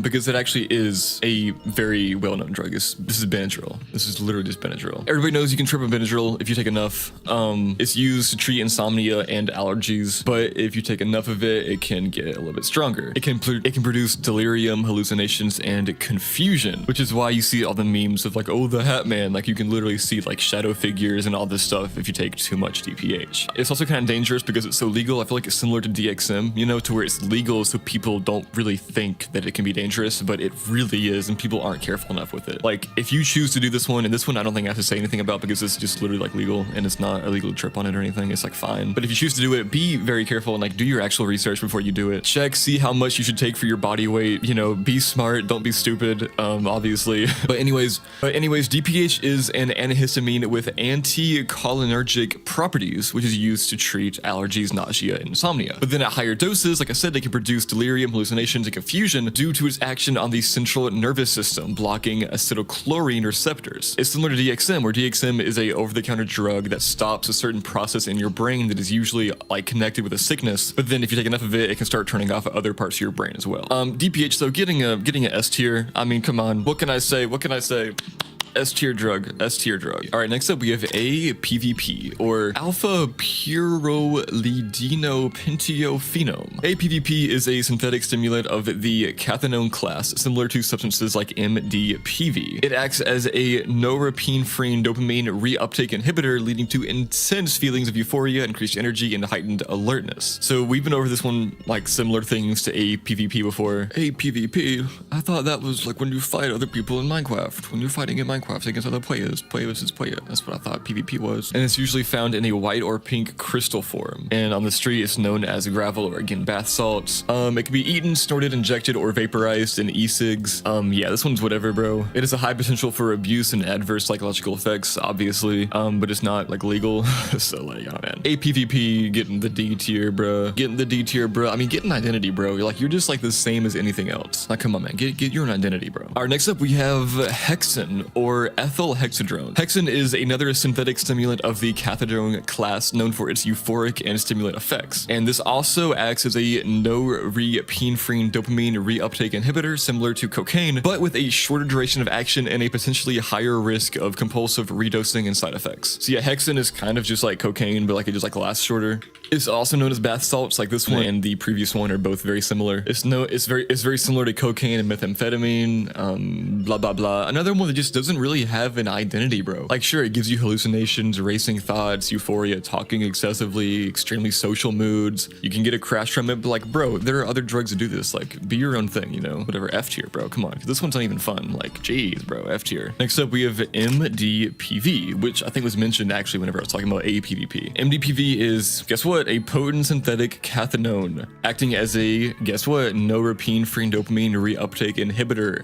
It does the same thing as APVP. It produces strong stimulant effects, including increased energy, alertness, and euphoria. Blah blah blah. Sorry guys, I promise I'm getting bored, but just some of these are kind of similar. You know, it's like these are just so unoriginal. You know, like work differently, bro. Oh yeah, you can take it orally or intravenously or rectally. Blah blah. I mean, that's such kind of cool. You can take this stuff rectally. You can take MDPV rectally. Okay, A tier, A tier. All right, and that is the end of layer 5. Let's get straight into layer 6, starting with U47700. U47700 is a synthetic opioid that acts on the brain similarly to morphine or heroin, but is much more potent, which those are already the more potent like opioids. So this one is very, very potent. This binds to mu opioid receptors in the brain, which are part of the body's pain relief system, leading to longer analgesic effects. By the way, analgesic means pain relieving. And then this binding mimics the actions of endorphins, the body's natural painkillers, resulting in feelings of euphoria, relaxation, and pain relief. Now, its effects are similar to other opioids, including pain relief, sedation, euphoria, and unfortunately, a high potential for addiction and overdose. The risk of respiratory depression, which is like slowed breathing, is particularly high, which is the primary cause of opioid overdose deaths in general. Now, U47700 is a controlled substance in most countries, including the United States, so it's like illegal to manufacture, distribute, and possess. And then before it was like this widely banned, this drug was actually on the internet and labeled as a research chemical. And users have reported taking it in various forms, including powder and tablets. And like with the powder, they would snort, swallow, or inject it, and they would inject it like mixed with water. And apparently its nickname, like its street name, is U4, and it used to be like really popular before it was legalized, because it used to be like legal, and it was just pretty much like legal heroin, pretty much. I'm gonna put that one in D tier, because it seems really dangerous. D tier. Next up, we have 4FA. 4FA is a synthetic stimulant with a structure similar to amphetamine. It increases the levels of several neurotransmitters in the brain, including dopamine, serotonin, and norepinephrine, leading to stimulant and mild entactogenic effects. And basically this means that it can make users feel energetic, euphoric, and more sociable. The effects of 4FA are described as a mix between traditional stimulants like amphetamine and MDMA, with increased energy, euphoria, and enhanced social ability, but with fewer empathogenic effects than MDMA. So like fewer like empathy effects, because like MDMA makes you like really like empathetic and emotional or whatever. Now 4FA is very illegal, very illegal. And similarly to U47700, it was sold online as a research chemical or a quote legal high, before it was banned, because this is like a pretty new drug. And it's typically found in powder or pill form. And it first gained popularity in the party scene because it was able to produce the energy and euphoria that came with MDMA, but without the intense come down that usually came with MDMA. So this one seems kind of based, bro. This one's getting a B for based, actually, personally. B for based. But don't do it, it's illegal, don't do it. Educational, hypothetical, comedy content right here. Next up, we have 6-APB, or benzofury. 6-APB is a synthetic compound that acts as a serotonin, norepinephrine, and dopamine reuptake inhibitor and releaser, with a particular affinity for serotonin. This increases the concentration of these neurotransmitters in the brain, leading to stimulant and psychedelic effects. Now, its effects are somewhat similar to MDMA, including feelings of euphoria, increased empathy, and sociability, as well as altered sensory perception. However, 6-APB tends to have a kind of a lot longer duration of action. It stays in your body for longer. Now, the legality actually varies depending on what country you're in, so they're kind of behind on this one, you know, so check your country before you buy some. And just like the other synthetic drugs too, this was sold online as a research chemical first and is usually found in powder or pill form. Now, 6-APB is part of the benzofurin family of drugs, which are known for their unique chemical structure. And they're unique because they combine aspects of amphetamine with a component called benzofurin. This one, bro, this one's getting an A for APB because this one's low-key still legal in some places, so... Oh, you can hear that, can't you? Next up, we have 2-FMA. 2-FMA is a psychoactive research chemical related to methamphetamine and amphetamine. Its mechanism is thought to involve increasing the release of dopamine, norepinephrine, and serotonin in the brain, leading to stimulant effects that are focused more on mental alertness and productivity than euphoria. Users report that 2-FMA provides a significant increase in energy, focus, and motivation with less of the recreational high or euphoria seen with other stimulants. It's sometimes used as a nootropic or a study aid. 2-FMA's legal status varies, with some countries having pretty specific bans on it, but some not really. And it's often in a legal gray area where it's not explicitly a controlled substance, but is kind of potentially covered under broader analog laws, which again are the ones where it says even drugs that are similar to the banned ones are still banned, like designer drugs. And this again was available online through research chemical vendors, which is pretty cool. 2-FMA is a really cognitive enhancing drug. It was really not made, but it's used mostly to increase and enhance your focus. And it's mostly a research thing. I don't feel like a lot of people try to get high on this. I mean, obviously people will, but you know, whatever. F tier for boring. F tier for FMA, bro. This is kind of boring. What are you gonna do? Do your little schoolwork, huh? Do your homework on this? Yeah, boring loser. I'm just kidding. Do your homework. Stay in school. Now, next up, we have 2M2B, which is 2-methyl-2-butanol. 2M2B is a tertiary alcohol with sedative, hypnotic, and anxiolytic properties. It acts in the brain pretty similarly to other depressants by enhancing the action of GABA, the primary inhibitory neurotransmitter, leading to a calming effect on the nervous system. Now, its effects can be likened to those of other central nervous system depressants like alcohol, including relaxation, decreased anxiety, and at higher doses, impaired motor function and sedation. 2-MTB is not widely regulated and remains legal in many countries,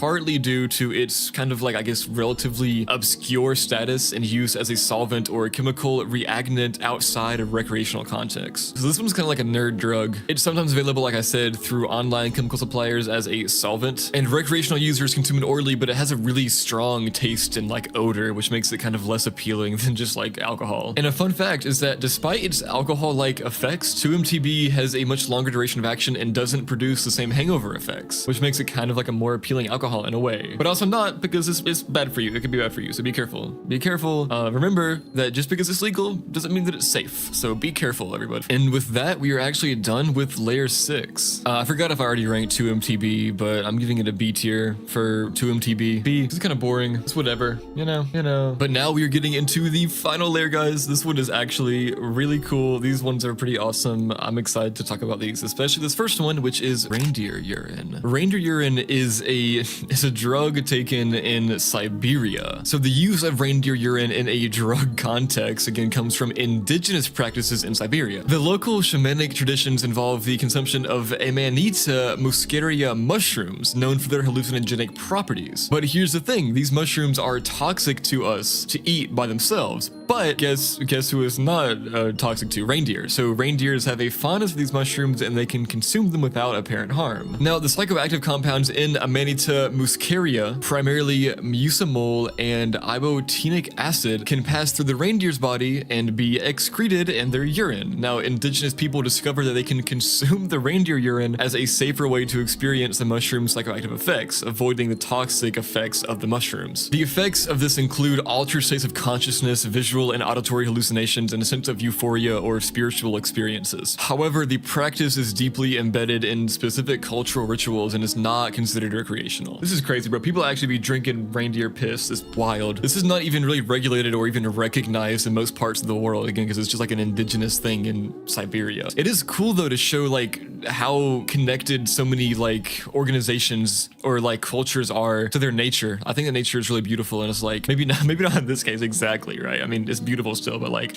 you know what I mean. I'm canceling myself right now. I didn't mean to say that. Whatever, bro. I just think it's cool how so many cultures are so like in tune with like nature. Anyways, this one's getting S tier for just how cool it is and how beautiful it is. S tier, S tier, S tier. Next we have crocodile or desomorphine. Crocodile is the street name for a homemade injectable drug known scientifically as desomorphine. It gained infamy in Russia and some parts of Eastern Europe due to its devastating effects on users. Crocodile is synthesized from codeine, which is available over the counter in many countries, mixed with various toxic chemicals. Now, desomorphine is an opioid, meaning it works by binding to opioid receptors in the brain again. However, this can be dangerous because the illicit synthesis process leaves behind toxic contaminants, which can cause severe damage to the skin and other organs. Now, while it can produce short-term euphoria similar to other opioids, crocodile's most notorious effects are the severe tissue damage and gangrene at injection sites, often leading to amputations, severe infections, and ultimately death. Desomorphine itself is a controlled substance in many countries, but the homemade production and use of crocodile are illegal everywhere. Its use is driven by its low cost and the scarcity of heroin or other opioids in like certain countries. Now, the name crocodile actually comes from the scary greenish appearance at users' skins of the injection sites, reminiscent of a crocodile skin. That's kind of crazy. This one's getting an F tier because it just seems so dangerous, bro. Like, who would do this? This one's scary, honestly, I think. All right, next up we have carfentanil. Carfentanil is an extremely potent synthetic opioid, originally developed as an elephant tranquilizer. It's estimated to be about 10,000 times more potent than morphine and 100 times more potent than fentanyl, its close chemical relative. Like other opioids, it works by binding to opioid receptors in the brain, but due to its potency, it can really easily overwhelm the brain's respiratory centers, leading to rapid onset of respiratory arrest and death. Now, at the dosages that humans would encounter it, especially in illicit drug markets, the primary effect is at a high risk of death and overdose. There is literally like no safe recreational use of carfentanil for humans, but it's actually recognized for like really restricted medical use, which is kind of scary. And illicitly, it has been mixed into heroin and other opioids to increase potency, often without the user's knowledge, leading to a spike in overdose deaths. So yeah, this one's really scary, and due to its extreme potency, carfentanil poses a significant threat not just to users, but to the first responders and law enforcement officers who might come into contact with it accidentally during drug seizures. Like, that's how strong and crazy it is, bro. Like, you've heard of like, oh, you pick up a dollar bill in New York, don't do it, might have fentanyl on it. Like, this stuff is like 100 times more potent. It's like that strong and like dangerous. It's crazy. But that's the end, I think. That's all the drugs. I really hope you guys all enjoyed this video. This one is a really long one. I am at 3 hours of recording. I'm not sure how long the video is going to be in the end. I got to cut out all the dead space and stuff, but like,